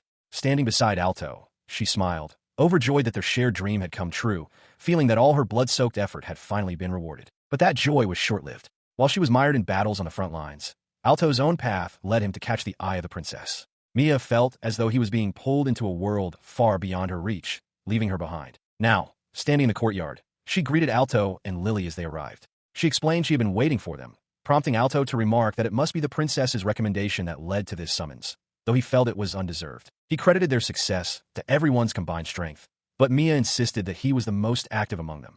She argued that without him, the 7th unit would have been annihilated. As they spoke, Princess Charlotte looked on with a pained expression, lamenting to herself how wide the gap between them had grown. Their conversation was cut short by a commanding voice from the top of the stairs. An official, seated in a grand chair, summoned Alto to step forward. Inside a grand hall, Alto stands nervously, his hand trembling until a young woman, Charlotte, offers a reassuring touch. He takes a steadying breath, his gaze fixed forward, steeling himself for the ceremony to come. Before a throne-like chair, he kneels as a high-ranking official from Minton begins to speak. The official recounts Alto's heroic deeds, saving Princess Charlotte's life on 2 separate occasions and subjugating an S-rank monster, thereby preventing a grave national crisis. After Alto confirms these facts, the official announces that in recognition of his meritorious service, he will be awarded a medal. The official concludes by expressing his high expectations for Alto's continued service to the nation. As he finishes, Princess Charlotte herself approaches with measured steps, her presence commanding the attention of the room. She gently instructs Alto to rise. He stands, and she explains that while this is an unusual role for her, she insisted on presenting the award herself, adding with a warm smile that it's good to be selfish sometimes. She then addresses the assembly, announcing that they will add a second representative to the Parliamentary Council and asks for their blessing, causing a stir among the gathered nobles. The princess turns back to Alto, formally thanking him for saving her from peril twice. Nearby, Arthur and Frankie Guilford observe. Frankie remarks to Arthur that Alto also thwarted the schemes of the former Minister Wilo, performing great deeds for a new knight. Continuing her address, she praises the entire 7th unit, including Lily, for their swift and decisive judgment during their mission, not hesitating to risk their own lives. Their unwavering resolve in the face of great danger, she declares, is an exemplar for all knights. Her gaze meets Alto's as she concludes, stating that the future of the country will be supported by strong young people like him, and that she eagerly awaits his future accomplishments. With her speech finished, she turns and walks away, leaving Alto to watch her depart as Frankie observes the exchange with a keen eye. As she leaves, Frankie's voice cuts through the hall. He loudly questions the propriety of a knight receiving a blessing from the princess, shocking the assembled nobles. The princess stops, her expression hardening. Frankie declares that Richard's faction has no need for her blessings and accuses her of abandoning her allies to advance her own interests, questioning why she is expanding her power by absorbing the nobility. He then strides toward Alto, telling him to stand. With a slight smile, he states that before any blessings, there should be words of congratulation, and offers a simple congratulations. Later, in the now empty hall, he explains to Alto that his outburst was merely to ensure the assembly members were convinced before watching the young knight and the princess depart. Frankie internally reflects on the situation. He notes that Alto is a commoner, quite young, and likely the youngest person on record to receive such an honor. As he muses, the atmosphere in the hall shifts, the nobles beginning to murmur amongst themselves. Princess Charlotte notices the change. Frankie concludes that unless the assembly is united behind this decision, they will all harbor doubts. He found himself cornered by Frankie Guilford, who loudly declared that if Alto was to be an asset to the assembly, he must demonstrate his true power to the nobles. Frankie insisted this was not just for the assembly's honor, but for Alto's as well. The weight of the demand settled upon him. He knew the assembly consisted of the highest echelons of nobility. To refuse a request made in their name would be an untenable slight for a commoner. His gaze flickered towards Princess Charlotte, who was trembling with worry. He realized with a start that she had been unaware of this scheme. Before he could formulate a response, a sharp click of a heel on the floor drew his attention back. Frankie Guilford smiled, his expression one of triumph. "I am honored that you have accepted this opportunity," he stated, leaving no room for argument. In a grand hall, Frankie Guilford addresses the assembled nobles, including Duke Wilo. He announces that while Alto has indeed qualified in the night selection trial, he wishes to provide a true demonstration of a young man's power. With a confident smirk, Frankie proposes a wager on the outcome, certain that Alto's rumored strength is genuine. Alto reacts with shock as the aide reports that no one is taking the offer. Seizing the moment, Frankie declares that the Walsley Marquisate will stake a large sum on Alto's victory. Stepping forward, Arthur adds his support, stating that as a former knight captain, he can vouch for Alto's potential and would be honored to have him as a son-in-law. The aide grits her teeth, realizing that even if Alto wins, the prince's reputation will be preserved, but a loss would deem her assassination plot a failure. She resolves to switch to a backup plan and urges everyone to proceed to the dueling grounds immediately. The three men, Frankie, Arthur, and Alto, share a tense, silent exchange. Now standing opposite each other in a vast arena, Arthur tells Alto not to hold back. Alto confirms he intends to fight with all his might. Arthur smirks, thinking this is the perfect chance to show his prospective son-in-law true despair. With that, the officiant, John, declares the start of the special duel. He immediately unleashes a powerful spell, sending 16 lances of fire hurtling toward his father. In response, Arthur calmly raises a hand, countering with a spell of his own. Drainhole. A swirling vortex of pure darkness materializes before Arthur, effortlessly absorbing all 16 of the fire lances. Alto stares in disbelief as his entire attack is nullified. The watching nobles murmur amongst themselves, recognizing the rare and powerful dark magic. His mind races. He knows dark magic is an exceedingly rare aptitude, a special attribute that grows stronger by absorbing the magic of others. He realizes his father's spell is a high-level skill that converts absorbed power. Arthur, meanwhile, scoffs internally, wondering if Alto truly believed he could be defeated by his own techniques. The dark energy erupts, firing the corrupted lances back at him. He is thrown backward, narrowly dodging the volley of 16 projectiles. Arthur remarks on his impressive evasion, but Alto is too stunned to process his words, unable to comprehend what is happening. Suddenly, a warning flashes in his vision, an alert from his detection magic. It signals an unclassifiable skill, an attack originating from outside the system itself. Though confused, he reacts instinctively, throwing up a defensive ice wall. The barrier shatters instantly. The unseen force slams into him, and he collapses, gasping for breath. He doesn't understand what happened. The attack didn't come from behind. As his consciousness begins to fade, he sees the menacing silhouette of his father in the distance before crumpling to the ground. He heard his father's final, chilling words echo in the darkness. "You will never defeat me." The official declaration of the duel's end was the last thing he registered before consciousness slipped away entirely. Sometime later, his eyes fluttered open. He found himself in a bed, a cool cloth on his forehead, with Princess Charlotte seated beside him. Relieved, she called his name, asking how he felt and if he was in any pain. He slowly sat up, touching his head and admitting that while he felt sluggish, he was otherwise all right. Charlotte breathed a visible sigh of relief. He looked around the room, noticing Mia and the aide were also present. They asked what had happened, explaining that from their perspective, he had suddenly collapsed. Alto confessed that he didn't fully understand it himself, recalling that the Marquis Walsley had been discussing old generation magic used against the Skull-Dead. He couldn't be certain, but he felt a sinister, unsettling aura that was different from anything he'd encountered before. His mind raced back to the final moments of the duel. He remembered his detection magic had triggered a warning alert for a threat he couldn't classify. A strange, tingling sensation had washed over him, as if something was touching his very body, and his mind felt like it was being forcibly pried open. He was left with a single, disorienting question. What had truly happened to him? Shaking off the memory, he turned to the princess. He apologized to Charlotte, lamenting that he had received a medal from her only to end up in such a state. Mia, however, still couldn't comprehend what had transpired during the duel. The aide then spoke, her tone grave. She explained that she had anticipated Prince Richard would make a move, but she had misjudged his methods. She revealed that Richard is not the type to bother with pointless schemes. If he deems something unnecessary, he will discard it without a second thought. This is why she had instructed the parliamentary committee to arrange the duel, to save Alto. She admitted her shock that such a man would go to these lengths. She continued, laying out the grim reality. If Richard were to become king, an age of darkness would be certain, a future that is the antithesis of the world she envisions. Charlotte then spoke, reassuring Alto that the medal was for his past deeds and the duel's outcome changed nothing. She wants to create a country where no one suffers, a goal she can achieve even without being queen. Inspired, Alto asked for her to lend him her strength, vowing to give his all to protect her ideals. Under the light of a full moon, Charlotte finds Alto sitting alone in the woods. She calls out, surprised to have finally located him in such a place. She asks why he came all the way out to the tallest tree. Alto looks away, explaining that it was simply the highest point, and then wonders aloud if the monster attack on their town happened around here when they were children. He begins to explain, recalling a memory from his childhood. He tells her that it was late at night, but he secretly snuck out of the house to see the situation for himself. Worried that his father or others from the town might spot him, he climbed a tall tree to get a hidden view. From that vantage point, the young boy witnessed a terrifying scene. A lone knight stood defiantly against a massive horde of monsters, a desperate last stand to protect the town. Returning to the present, he explains the impact of that sight. At the time, his father had forced him to study relentlessly, so he had no interest in swordsmanship. But seeing that lone figure protecting everyone ignited a rare, warm feeling within him. It was in that moment, watching the knight's heroism, that he first decided he wanted to become one himself. Charlotte listens intently, understanding that this was the origin of his dream. His resolve now hardened, he clenches his fist. He tells her that after hearing Princess Charlotte's story, he is determined to be the one to protect her and the people, declaring that he cannot simply stand by and do nothing.